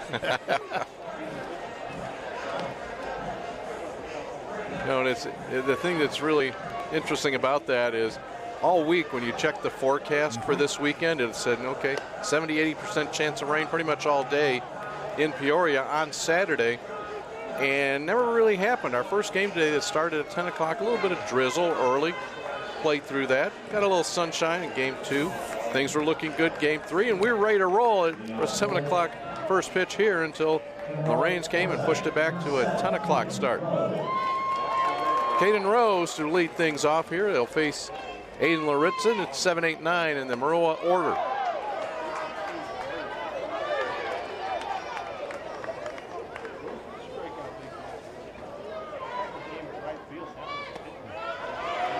Rose looks at ball 2.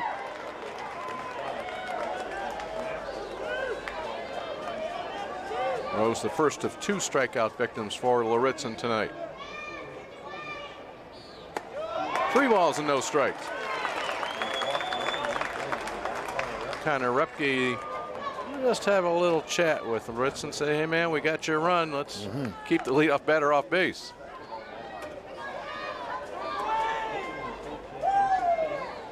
Repke, the heart and soul of this team for St. Anthony, according to his coach, Tony Craik. He's caught nearly every inning this year.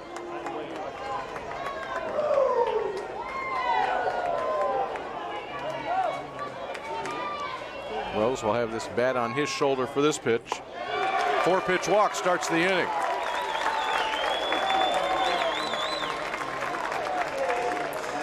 And if you're Loretson, quite honestly, your team has 8 runs. You probably figure you're going to score some more.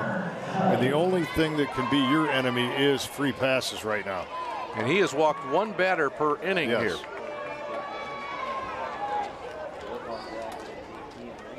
Connor Kelly, who moved to second base after starting this game on the mound, is at the plate. He was one of the folks that Loretson walked, but there's a strike right down the middle.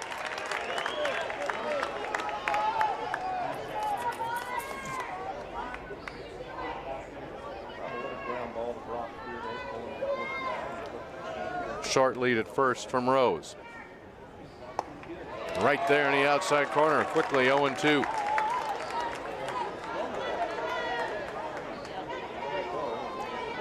.68 degrees. The flags are not moving in center field. The one's above the scoreboard in right center, blowing in just a bit. Slice towards the right field line, dropping pretty quickly, and foul. Henry Brunt was coming hard. 1-0-2. It will be Kelly again. And I think if Loretson works with his catcher Repke, if they can get a ball down on the outer part right now, you have a chance to have a double play ball hit by Kelly as if he would roll his hands over towards shortstop. We'll see if they can locate that pitch and create that kind of scenario.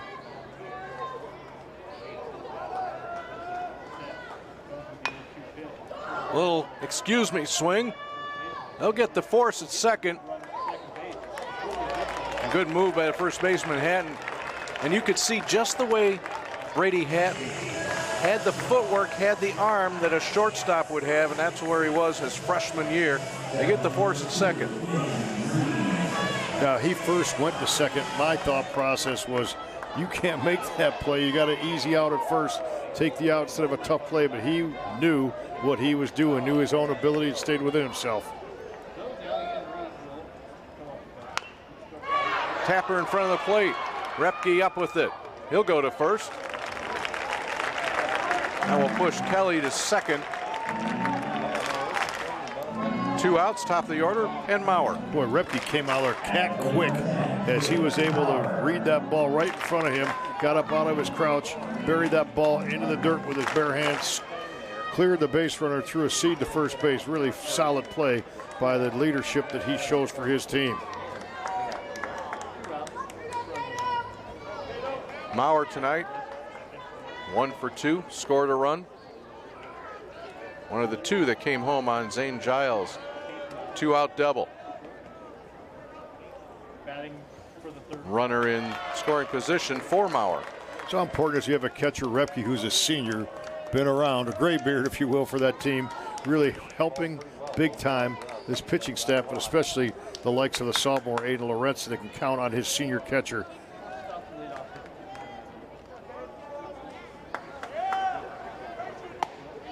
You see catchers, and granted we're up above the field, we're behind, we're quite a ways from home plate. You can just tell in some catchers how they have control of the game, and you can really see that with Repke. And you can't have a championship caliber team without that kind of leadership from that position.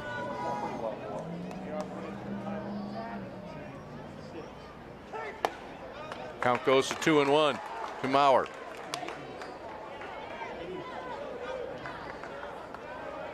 Maurer headed to Lakeland Junior College to play baseball. First team All-State quarterback at 5'6" and 135 pounds. He was electric on the football field. He's got the count now to 3-1. We've had runs scored in 4 of the 6 half innings here tonight. comfortable 8-2 lead for St. Anthony, scoring in every half inning. And Maurer runs so well on a ground ball. You have to come up and quickly throw because he can beat a ground ball out at first base. He'll walk to first, however. That's the 5th walk of the night for Luritzen.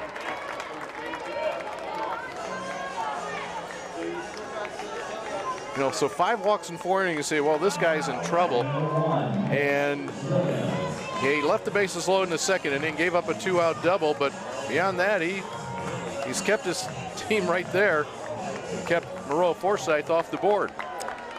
Well, he's playing with fire, though. You continue to give free passes. That's the only thing that will beat him is if he beats himself by being erratic out of the zone. Mitch Williams has walked twice. So if you play the whip game, walks plus hits divided by innings pitched, 4 hits, 5 walks, that's 9 whip or WH divided by 3 2/3. That's over a whip of 2, and that's not going to get you in a good spot too often. Usually does not bode well.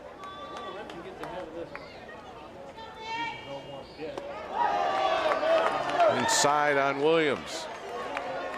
He's getting underneath his breaking ball a little bit the last few batters. Got to keep your fingers on top of the ball.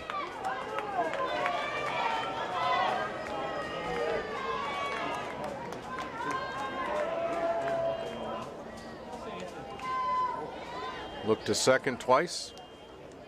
You know, that's a little bit of a tell here on Luritzen. I haven't watched every single pitch, what he's done with his head, but he's a 2-looker. Count 2-1 to Williams. Let's see if he does it this time out of curiosity. 1. Nope, just 1 look that time. Williams will slap this one high, deep, and it didn't get out of here. They're chasing that ball down on the concourse.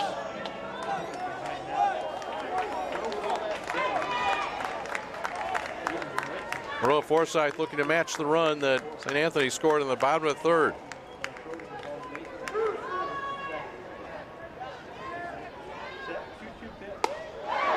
Pops the glove, high and tight, 3-2. His pitch count starting to mount as well. Game situation here for Maroa Forsyth to try to get back in it.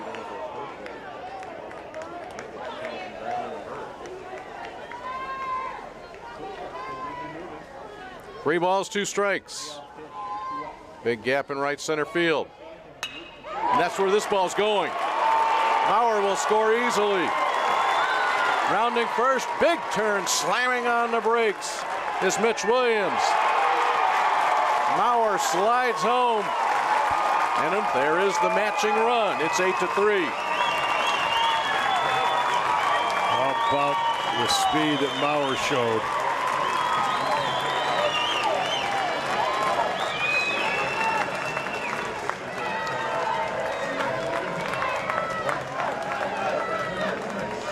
Courtesy runner at first base. Scoring all the way from first was Maurer on that, so he scores. Rose, the run scored on a base on balls. Maurer, the run scored on a base on balls. So they put 2 runs off of free passes before that hit. Very quickly sprinting out onto the field to have a conversation is Blake Malatesnik. Malatesnik, the pitching coach for St. Anthony. And Malatesnik, how about this? You just finished your playing career at Eastern Illinois University, and you get to call all the pitches. You get to make the mound visits. You're the pitching coach. Blake Malatesnik was the Indianapolis High School Player of the Year his senior year. So getting up in a hurry as Malatesnik buys a little bit of time is Joseph Tegler for Effingham St. Anthony. He's getting loose down in the pen in a hurry.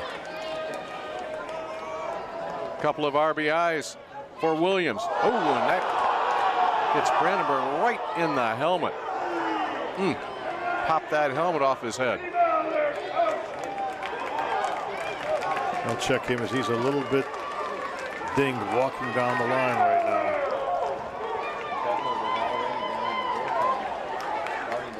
So Maroa Forsyth not going away.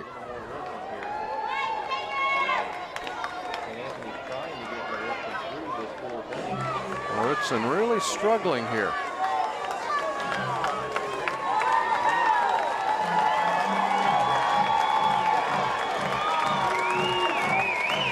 Trojan fans trying to make some noise right now, help their team get back in this baseball game.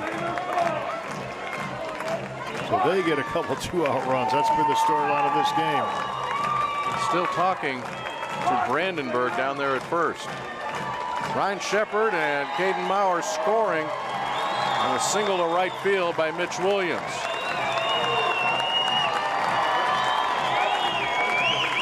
Zane Giles at the plate, 2 for 2. He single, a double, and a couple RBIs, and this brings the Maroa Forsyth crowd back into the game.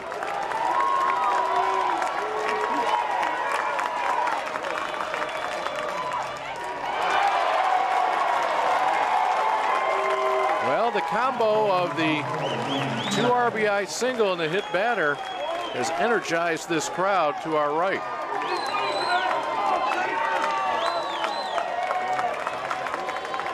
Five walks and a hit batter allowed by Aiden Lauritzen. I'll get busy down in the Effingham St. Anthony bullpen. It's 2-0.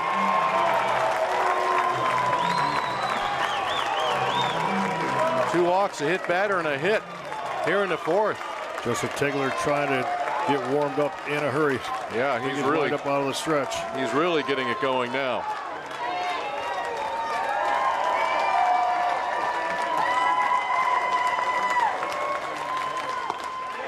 Checking it up, taking for a strike. Giles still on the count, 2-1.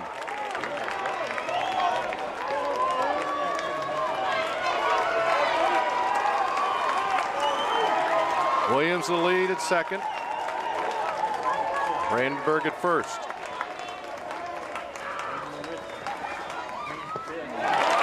Swing and a miss from Giles. When you're trailing and you're in a situation like this, you say just one more. Yeah. Let's just get one more.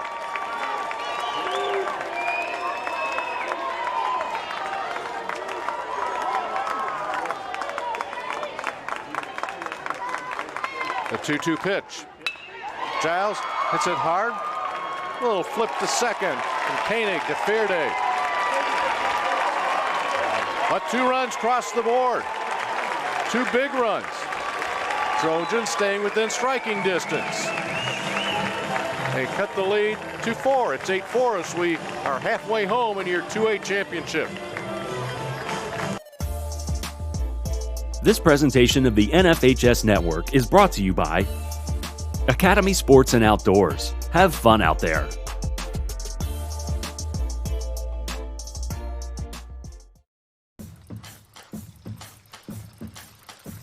The best fishing spots hook your heart and reel you back again and again and again.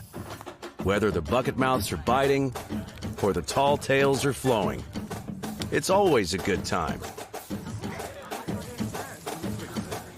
Anyone, anywhere can get fishing for less. Have fun out there.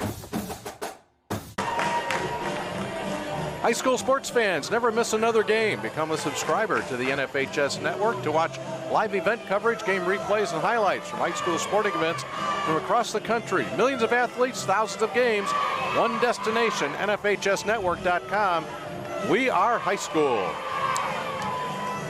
Well, Coach Bernhard, we said on our opening that we were going to see some offense, and we've seen 12 runs already, so we're good prognosticators as far as that's concerned. All right, let's pat ourselves in the back because 12 runs and what? We're halfway done in this ball game. There'll be some more offensive fireworks in this one. So does it come down to pitching right now? Right? I mean, both teams swinging the bats pretty well, but it's going to come down to base on balls, to be perfectly honest with you. There you go. And that's the only reason why Maroa Forsyth is in this game. And I complimented them. They got the big 2-out hit there, but 5 free passes to hit batsman.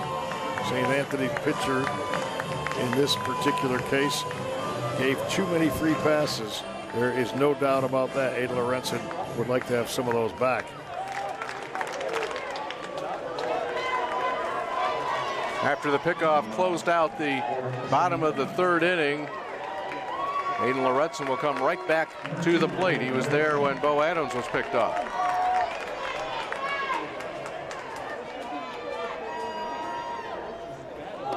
The pitch from Caden Rose gets away just a bit.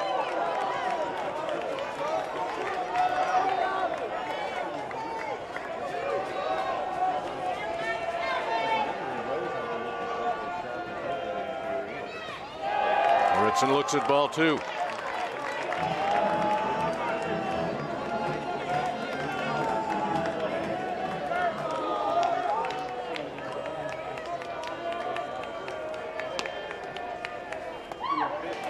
Comes back 2-1.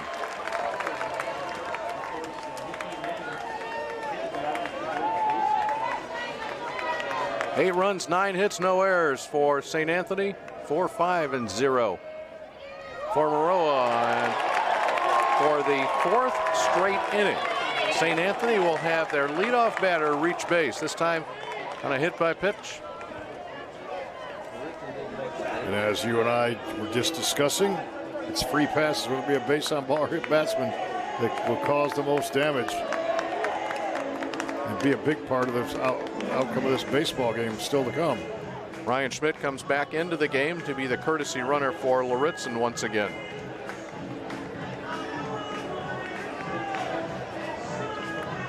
So the number 3 hitter in Brock Fearday. Now let me check my scorebook here. What has Brock Fearday done tonight? Well, he had a double last night and 2 triples tonight.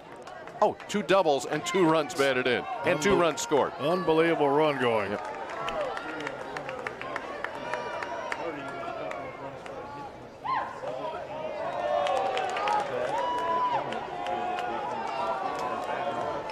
Brock Fearday, just a junior. 11 total bases in what, about 30 hours?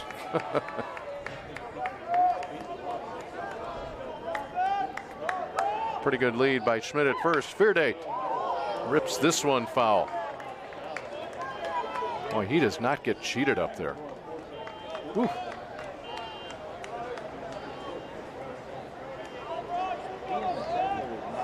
Came in hitting .339. That number has jumped. 11 doubles coming into this tournament, 7 triples. He now has 9 triples and 14 doubles. Waits on this one, skies it. Second baseman Kelly drifting back. And we have a breaking news from Peoria. Brock Fearday has been retired. First time this weekend. 1,000-point scorer already in basketball, but he says baseball is his favorite, and you can see why. I think he's pretty proficient in both. Connor Repke was hit by a pitch. His courtesy runner Nick Ruhal scored a run in the 5-run second inning.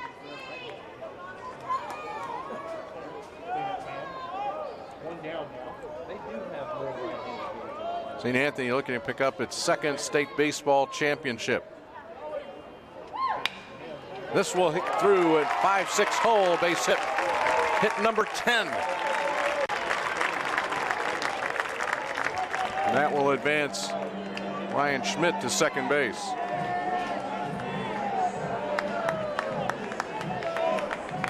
And Repke will get a courtesy runner. Once again, it will be Nick Ruhal. 26 hits the last couple days and counting for the Bulldogs of St. Anthony. 26 hits. We'll call it an even 10 innings. Yes. We're in the 4th here. It's a 6-inning game last night and a 12-1 win. Brady Hatton has been a monster at the plate. He has 2 doubles tonight and 4 runs batted in, including that 2-out bases clearing double that really created separation. You know, you take a look at that now, and obviously he earned every bit of that, rifling down that left field line. But let's say the ball is fielded. Let's say it's popped up. All of a sudden you're in a 1-run game here. But he's got a chance to do some more damage. Schmidt at second. He's going to go to the right side this time. Right fielder Ryan Shepard backing up and making the catch. Both runners will tag, and both will advance on the long fly out by Hatton.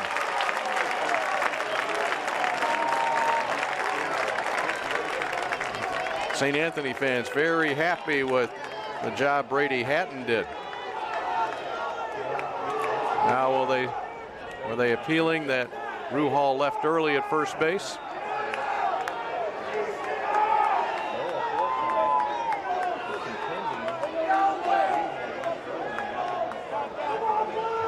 And now our three umpires will get together, discuss this one. Fred Marriott meeting Eric Grady. Well, that's my guess.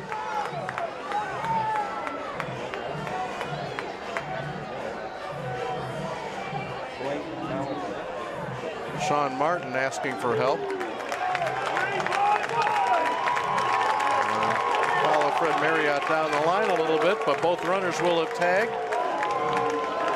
They will move up.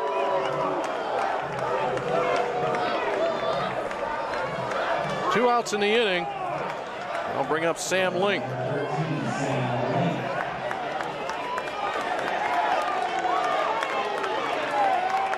Big hitter right here for Rose. His team has scored each of the last 2 innings. Looking to keep the Bulldogs off the board for the first time in 4 innings. 2 in the first, 5 in the second, 1 in the third. And can they do it again? That being it, 2 out runs. Link kind of double clutched on that one. Called for a ball. You can hear the Maroa Forsyth fans a little bit edgy here right now.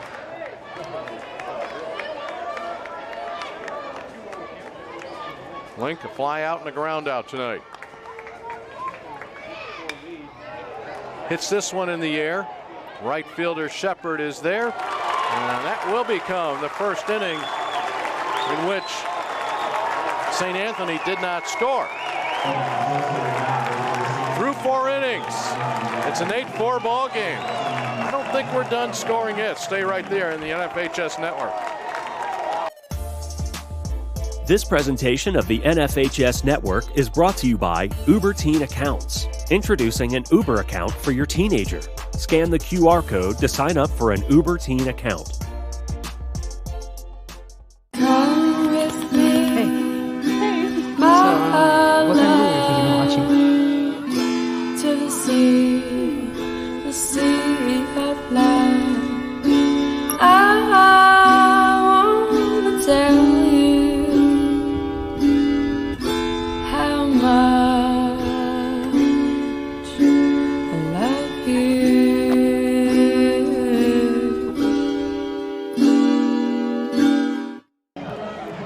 Dave Bernhardt with you alongside Hall of Fame coach Mark Lindo. And Mark, we're in the 5th inning. I get the sense, even though they've scored 2 runs in each of the last 2 innings, this almost becomes another must-score inning for Maroa Forsyth, especially after keeping St. Anthony off the board. Well, they've gained the momentum. Now, can they even increase that more to scratch back in this ball game? 8-4 management. We talked about that earlier on. But if they put another run up on the board this inning, you got to believe Maroa Forsyth's going to score some more runs. We talked about them being in double figures, 16 times this year, so they'll continue to swing the bats. And then we mentioned it earlier, if you're Effingham St. Anthony, you just got to pound the strike zone and let your defense work. Well, Aiden Loretson is back out there. He's given up 5 hits, and he has walked 5. Also hit a batter. First man he faces here will be Andy Munjoy. Munjoy with a single and a line out.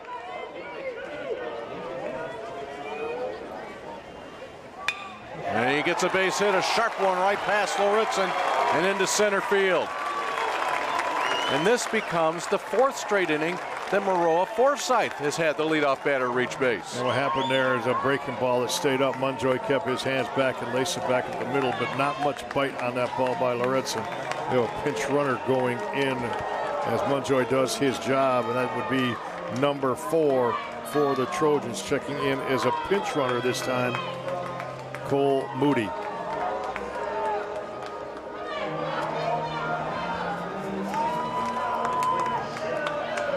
Ace Giles at the plate, hitless tonight in 2 at-bats. So the leadoff hitter reached in the 2nd. Remember, that's the inning that Maroa Forsyth left the bases loaded without scoring. Leadoff batter reached in the 3rd inning. That led to 2 runs. Leadoff batter in the 4th inning. That led to 2 runs. We're at the number 6 spot in the order for Giles.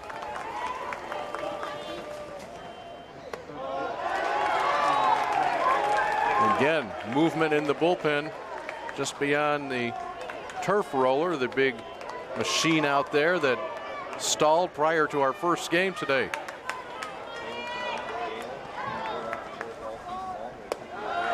In tight, 2 balls, no strikes. We saw Joseph Tegler warming up last inning, and he got a lot of pitches in a short amount of time. And he's back up there now, so he will be the go-to guy if need be, whether it be trouble or whether it be pitch count. That was a big strike right there for Loritzen.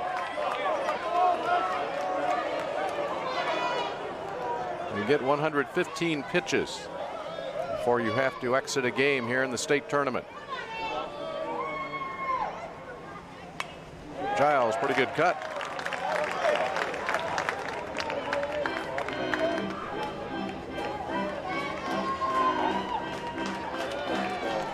Now, if you are the Bulldogs defensively, yes, you'd like a double play ball, but with this lead, you just want to make sure of one. Play one, get the first out first in these situations.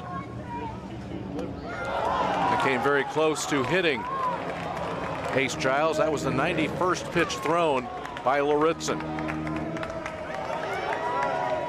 We're in the 5th inning.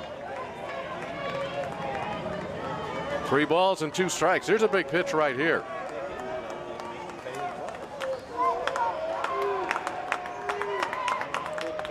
Giles will look at strike 3. He was looking for the walk. He didn't get it.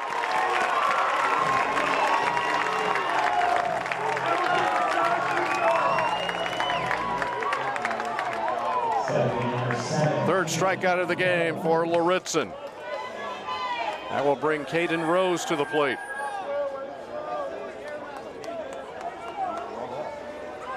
You know, and that's the first time in the last 4 innings that the first 2 batters did not reach for Maroa Forsyth. And Maroa Forsyth was chasing at 1.7-0. And give them credit, they continue to hang around where they are in striking distance.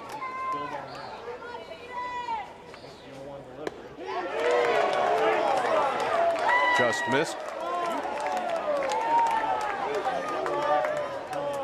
Bottom 4 in the order for Maroa Forsyth.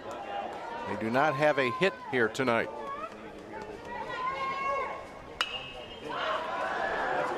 Short right center field. That ball's dropping pretty quickly, but running it down is Bo Adams.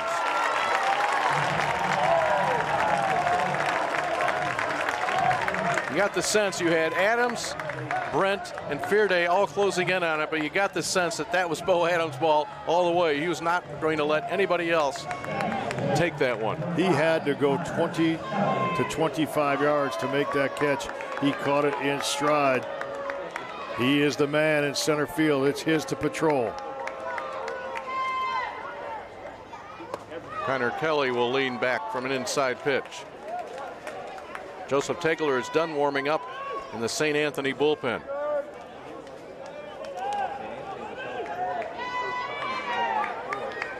Andy Munjoy started this inning with a single, and his pinch runner, Cole Moody, is still at first base with 2 outs. And Munjoy, of course, is the first baseman for the Trojans. He will, I'm sure, re-enter next half inning, be back on defense and be able to come up to the plate when his spot in the lineup comes up again offensively. There's a long arm pickoff throw to first base from Loritzen. Back easily was Moody. I don't think Moody's going to be running here down by 4 with 2 outs in the 5th. Short lead. Count goes to 3-0 though. This to Kelly. Ian Reed is on deck. It's been a labor for Loritzen. He continues to battle. He's grinding, but it's been a labor.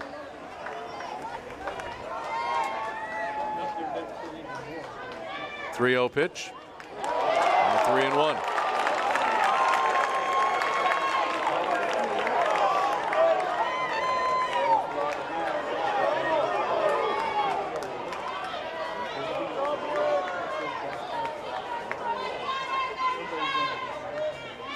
3-1 pitch in the air, in the infield.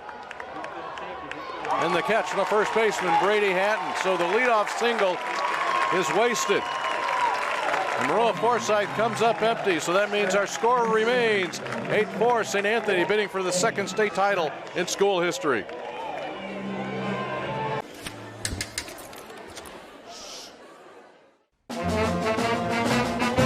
Hey, conductor, how about something new? You played this last year.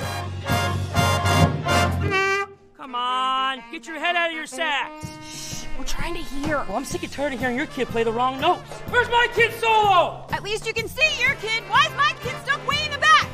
The conductor only plays his favorite. My kid heard that solo. You see if I did it? Yeah, Come on. What's wrong with you?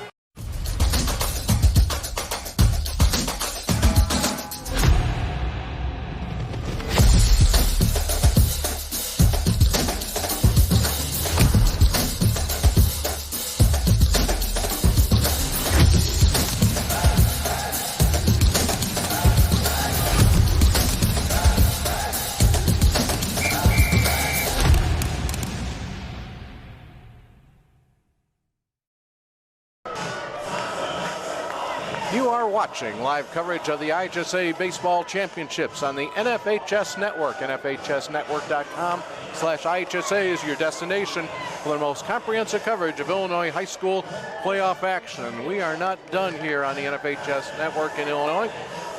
Baseball side, be back at it in Joliet next week. Softball will stay right here for Class 3A and 4A as we close out the high school sports season.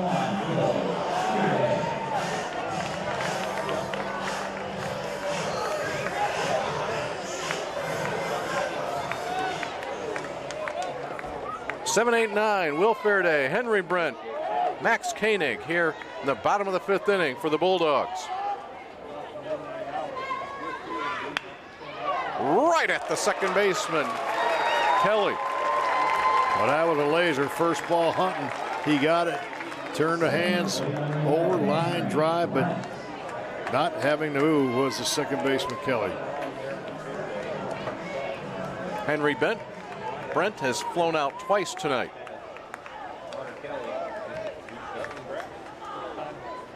Caden Rose in his fourth inning of relief. Kelly started this ball game, gave up 5 runs. And Rose has kind of quieted these bats just a bit. He's allowed 3 hits in his time on the hill. 3 of the 10. This is lifted to the shortstop, Maurer. 2 gone. Too quickly gone.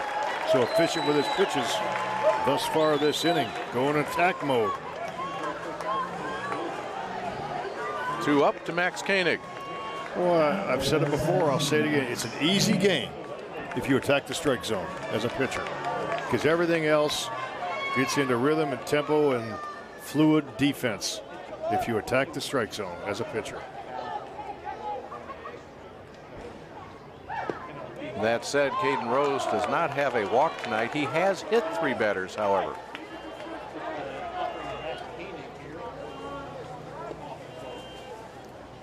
Koenig go for 2. He was taking that all the way.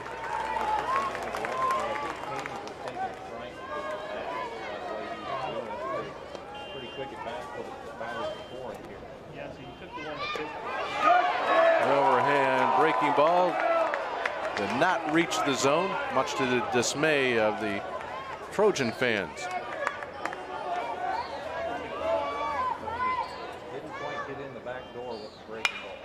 Hard towards second base. Nice stop by Kelly. Gets to his feet. Sweet play by Connor Kelly. We have a 1-2-3 inning in Peoria. That happened in a hurry. So we head to the 6th.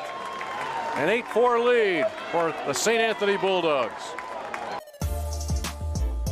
This presentation of the NFHS Network is brought to you by Academy Sports and Outdoors. Have fun out there.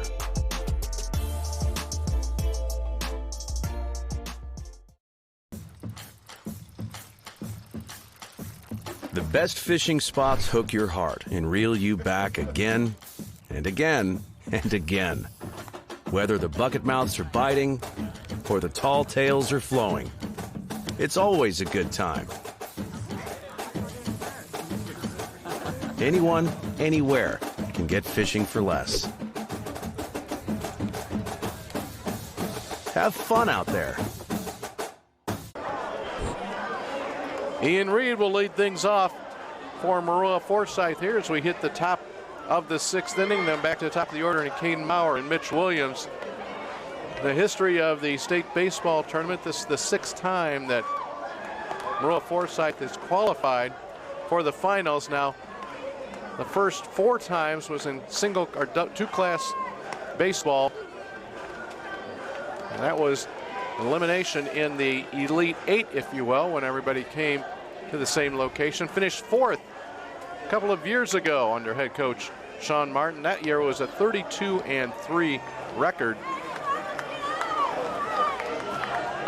But they trail right now. This game has been pretty much in control of St. Anthony all the way. The Bulldogs scoring 2 runs in the first, 5 more in the second, added 1 in the third.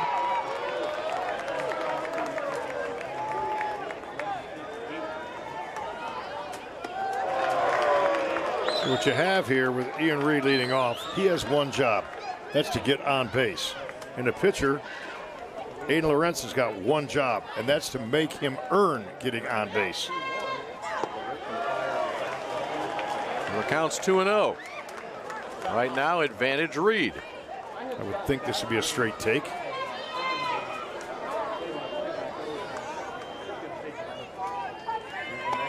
Three balls and no strikes. And I know we've discussed this many times over the many years we've worked together. You are an out counter. Yep. You are saying St. Anthony is thinking, okay, we need 6 outs. Here's a 3-0 pitch. It's 3-1. I am, where is my tying run? Yeah. And my tying run right now, if I'm St. Anthony, my tying run is in the Maroa Forsyth dugout. Not on deck, not in the hole. It's 3-2. Interesting approaches. This is an important pitch here for Loritzen. He gets on a strikeout, coming back from a 3-0 count.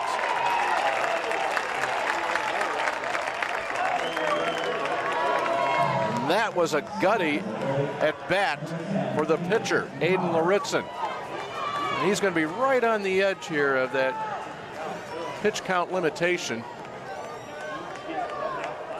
Go to the top of the order, and Caden Maurer has scored 2 of the 4 runs for the Trojans. A single and walk have led to those runs. Right back to Loritzen on the 1 hopper. 2 quick outs.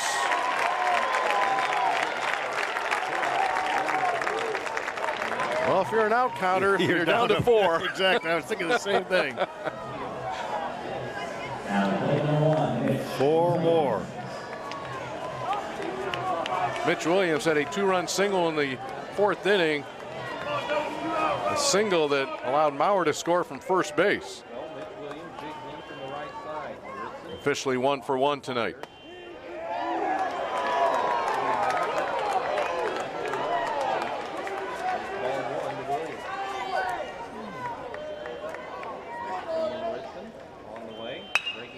This one is going to get through. 2-out single for Mitch Williams.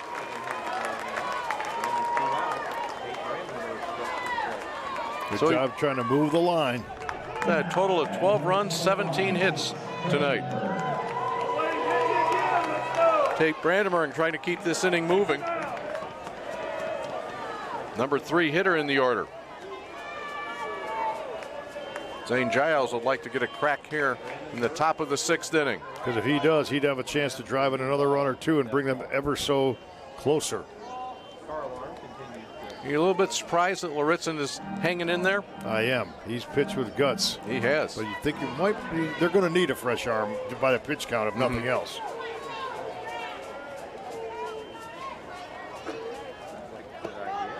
Tate Brandenburg reached on a fielder's choice, was hit by a pitch, and in effect was doubled up on a double play with an interference call at second base on a force out. Couple of fielder's choice, and he was hit by a pitch. A little bit low as once again respecting the competitive juices that Aiden Lorenzen possessed here tonight. And as anticipated, will indeed be Joseph Tegler, 6'1", 175. Around. RBI single. It comes with 2 outs and cuts the lead to 3. Big 2-out hit, and that caught way too much of home plate. I'd mentioned the plate before. Plenty of time to gauge things for Giles, who's been super hot. And you go 4 consecutive breaking balls, and that one was just about center cut.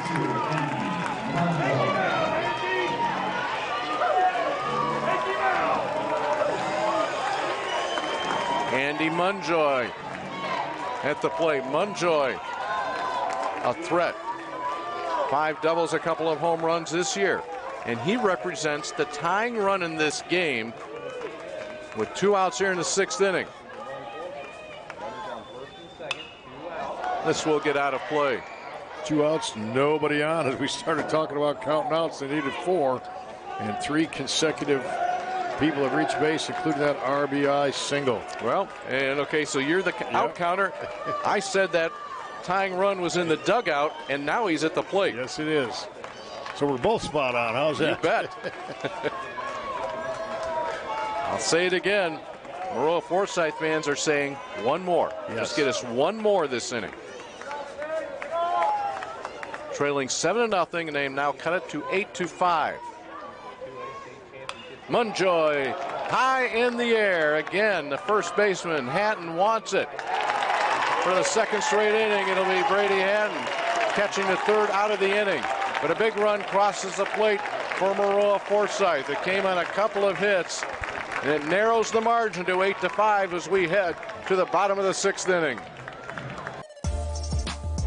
This presentation of the NFHS Network is brought to you by Uber Teen Accounts. Introducing an Uber account for your teenager. Scan the QR code to sign up for an Uber Teen account. Come with me. Hey. What kind of movie have you been watching? To the sea of love. I wanna tell you how much I love you.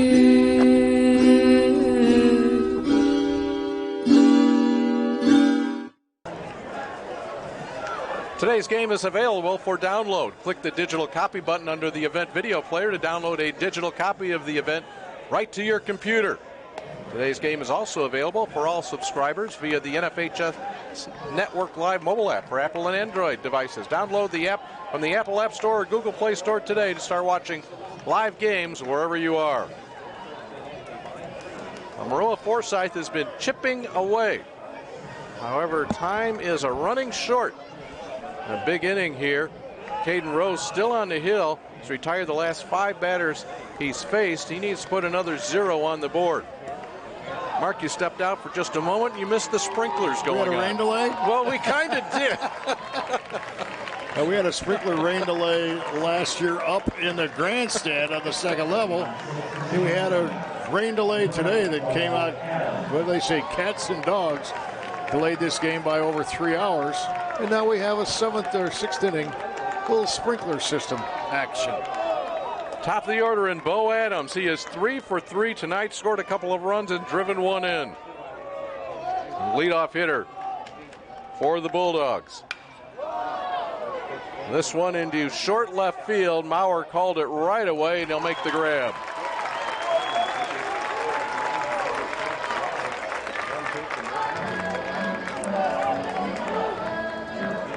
Aiden Lorenzen, now the left fielder. He singled in a run in the 2nd inning. Oh, and remember back the 1st, 2nd inning, the Rockets that were leaving the bats for St. Anthony. 8 hits in the first 2 innings and 7 runs.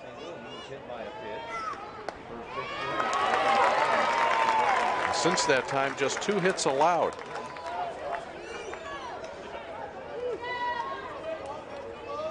Lauritsen officially 1 for 1. Sacrifice bunty was hit by a pitch.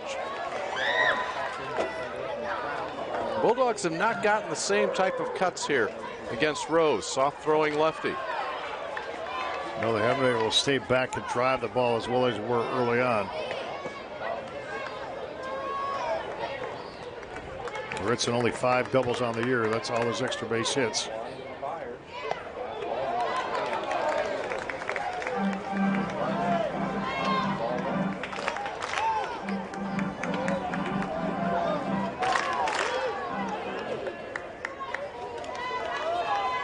Played a little over 2 hours here. We're in the bottom of the 6th inning.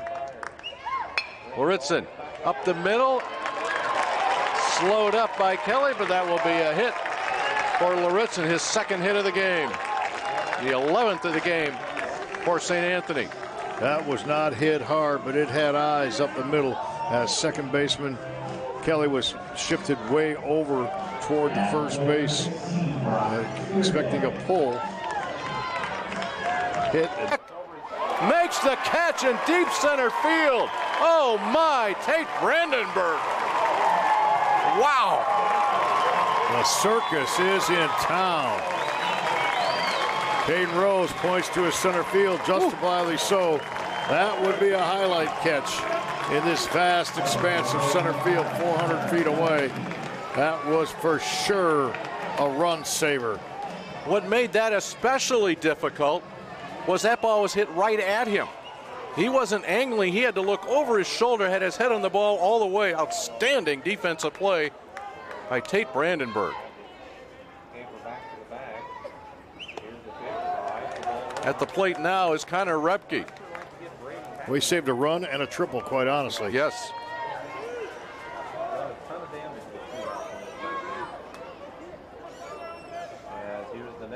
Lauritsen in the lead at first. 2 balls and no strikes.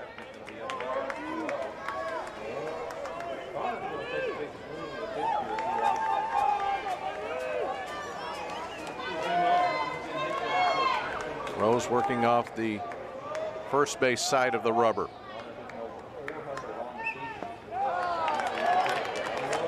After that defensive play, he does not want to issue a free pass here to Repke,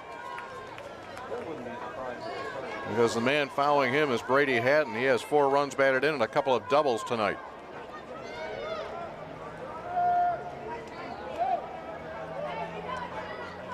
Repke taking all the way for a strike.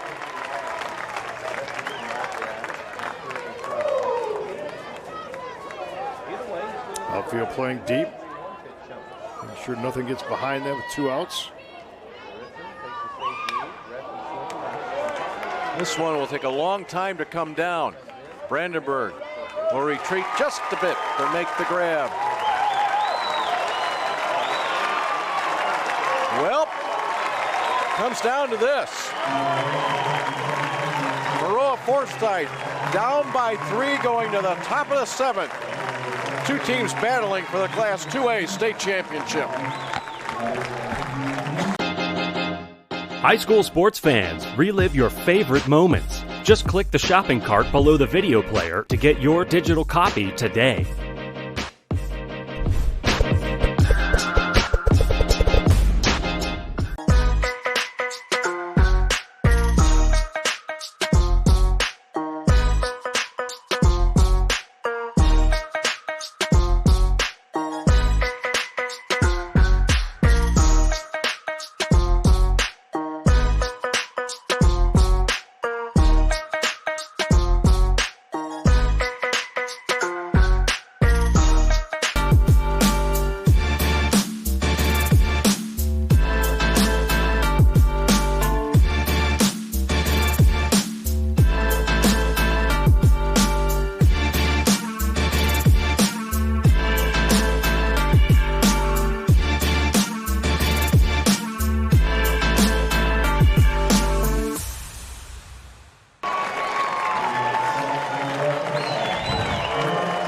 Forsyth has battled back from a 7-0 deficit.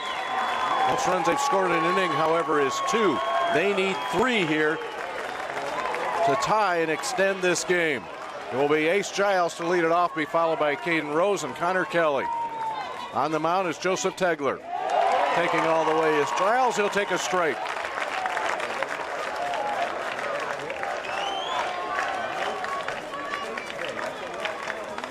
Trojan fans on their feet. Bulldog fans as well. This is fisted in the air, little pop in the infield, coming hard, and can they be able to handle it is Will Fearday. An infield pop-up single starts this 7th inning. You could see that was going to be trouble the entire time. It was in no man's land between Tegler, Fearday, and Koenig. And a little pop has some big impact on the way this inning starts. Oh my, that was going to be out number 1, not so fast. 5th time in 7 innings, the leadoff batter has reached base for the Trojans.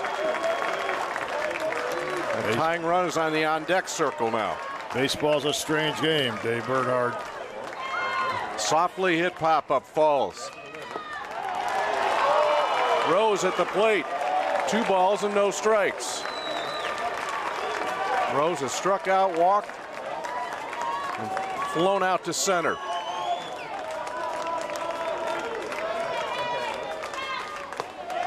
Three balls and no strikes.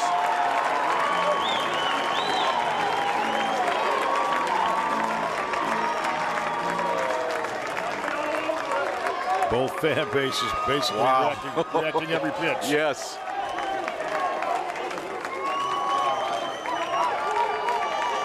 Rose will be taking all the way here. Tegler delivers. Catches the inside corner. Rose will step quickly back in. You take 1, do you take 2? I think he will.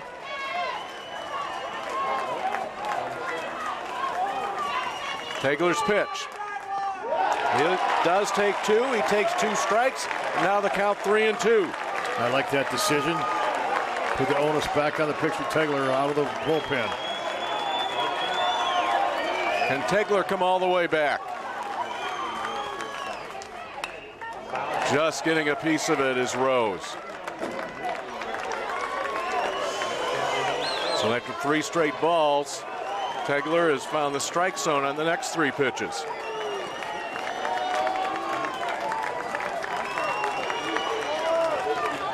The 3-2 pitch.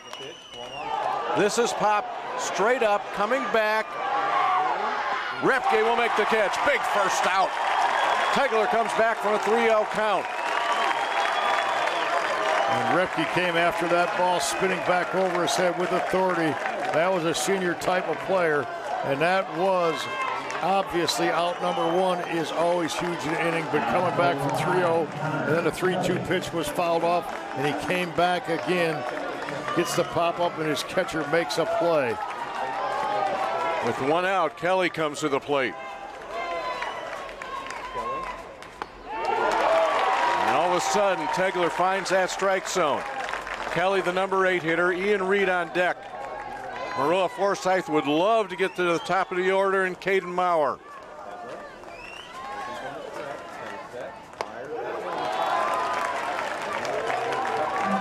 One ball, 1 strike, 1 out in an 8-5 championship game.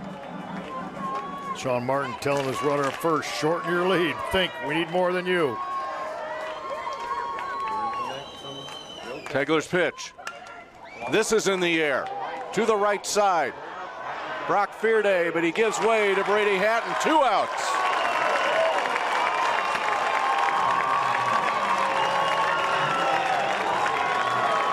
Effingham St. Anthony fans on their feet.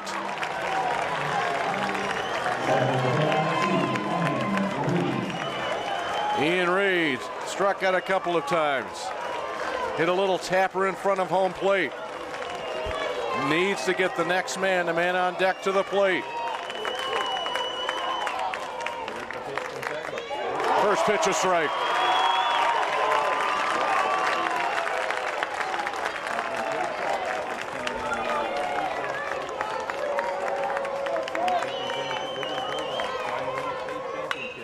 ripped foul.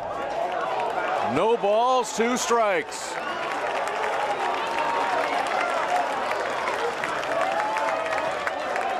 Now you're counting strikes, down to 1 strike.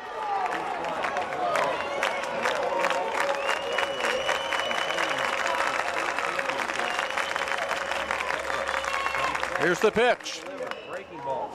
Little tapper foul. The drama continues. There's a situation he was in last inning where 2 strikes and he threw a breaking ball down the middle. That one fouled off. He can be off the edge right now. Give the hitter a chance to get himself out.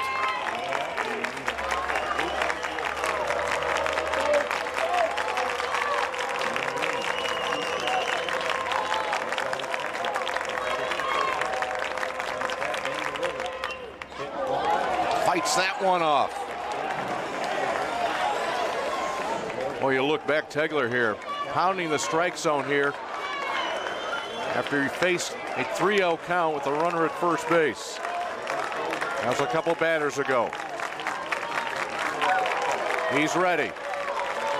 The kick.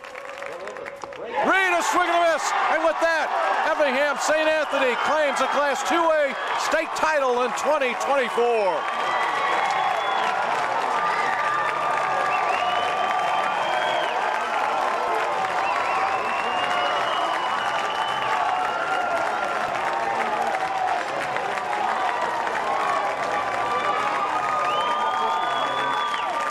The first appearance in the state finals since 2012 for the Bulldogs.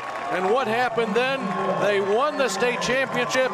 They do it again here in 2024 with an 8-5 win over Maroa Forsyth. Scoring early and often building that 7-0 lead. The wait was well worth it if you're a Bulldog fan. We waited 3 hours for this ball game to start after its initial starting time. They came out of the gates offensively, hitting the ball all over the park. They had just enough pitching late. Tegler gets a save, and you're looking at a state champion down on the field of Dozer Park. 2 runs in the first, 5 in the second, jumping all over Maroa Forsyth. 7 runs on 8 hits in those first 2 innings. Trojans battled back, but St. Anthony able to hold them off. And for the Bulldogs, we said the second state title in school history. They will pick up a 3rd place trophy and a 4th place trophy in 1991 and 92. But the long drought to get here results in a state championship.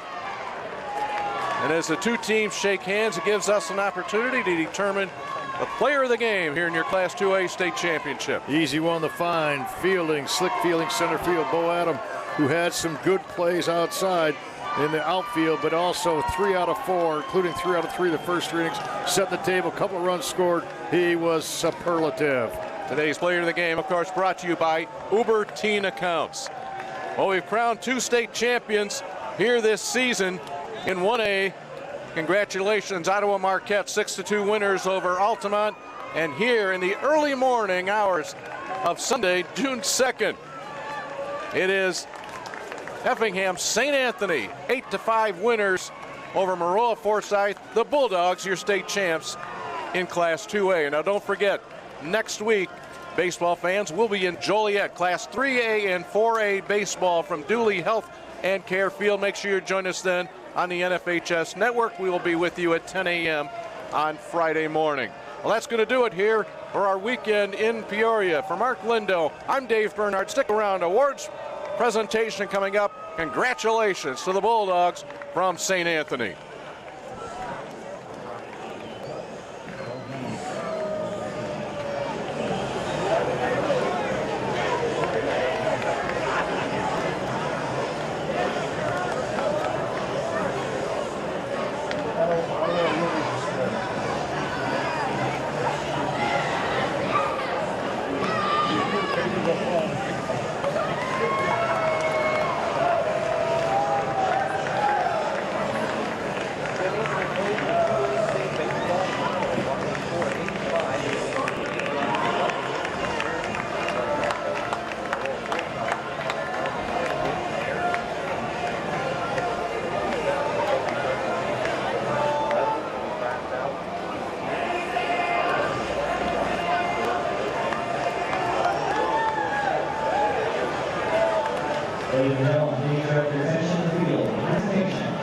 first and second place team and individual awards for the 2024 IHSA Class 2A State Baseball Tournament. The Dr. Trophies are members of the IHSA administration.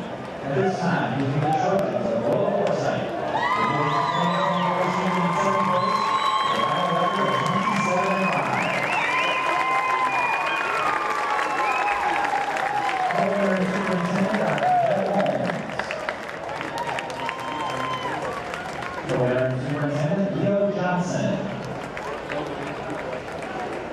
Principal Bryce Stewart.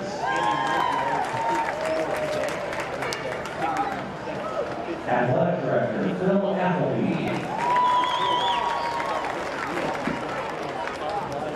Trainer Matt Munjoy. Head Coach Sean Martin. Assistant Coach Luke Azzarelli. Assistant Coach Bart Rose. Assistant Coach Ty Martin. And now players, number 1, Mitch Williams. Number 2, Ian Reed. Number 3, Nathan Finkley. Number 4, Cole Rudy. Number 5, Connor Kelly. Number 7, Hayden Rose. Number 9, Ryan Shepard. Number 10, Caden Bauer. Number 12, Colby Parrott. Number 13, Ace Giles. Number 14, Brady Rose. Number 21, Tate Brandenburg. Number 23, Jacoby Lane. Number 24, Zane Giles. Number 32, Amy Munjoy. And number 34, Miles Leach.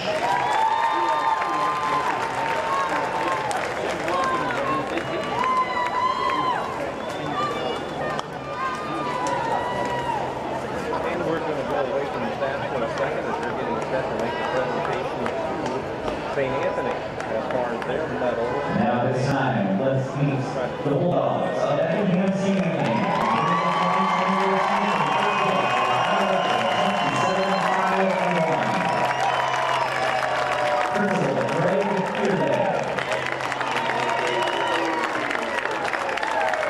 Athletic Director Kevin Palmer. Head Coach Tony Craig.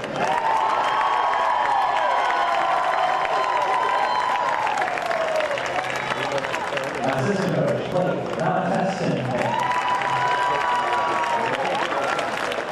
Assistant Coach Clint Lustig. Assistant Coach Mark Young. Assistant Coach Whitney Miller.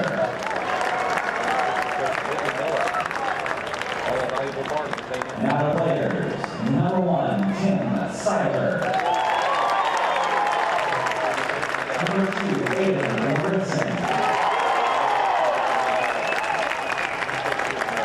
Number 3, Vincent Vogel. Number 4, Nick Ruhol. Number 5, Connor Leckie.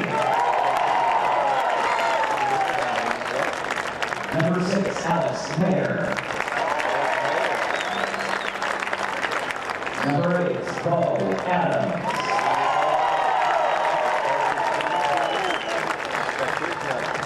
Number 10, Joseph Tegler.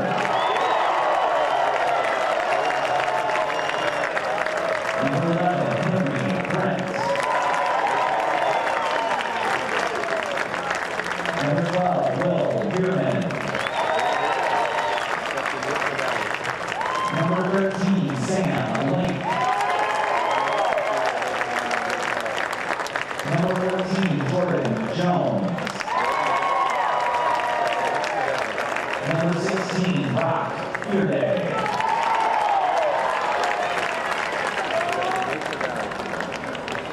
Number 17, Max Koenig. Number 18, Brady Patton. Number 20, Maddox Clark. Number 21, Will Fearday. Number 22, Drake Brown. Number 25, Ryan Schmidt. Manager, Xander Fields. And manager, Logan Allen.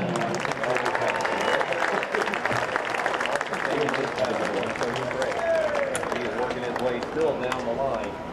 Congratulations to the Bulldogs on winning the state championship over Maroa Forsyth. Final score here, 8-5.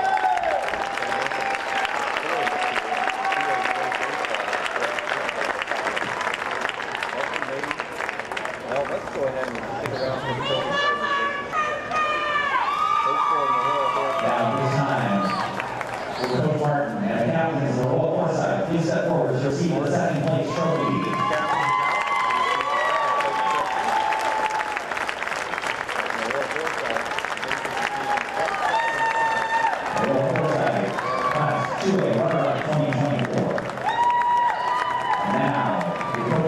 Captains of Effingham St. Anthony, please step forward to receive the first place trophy.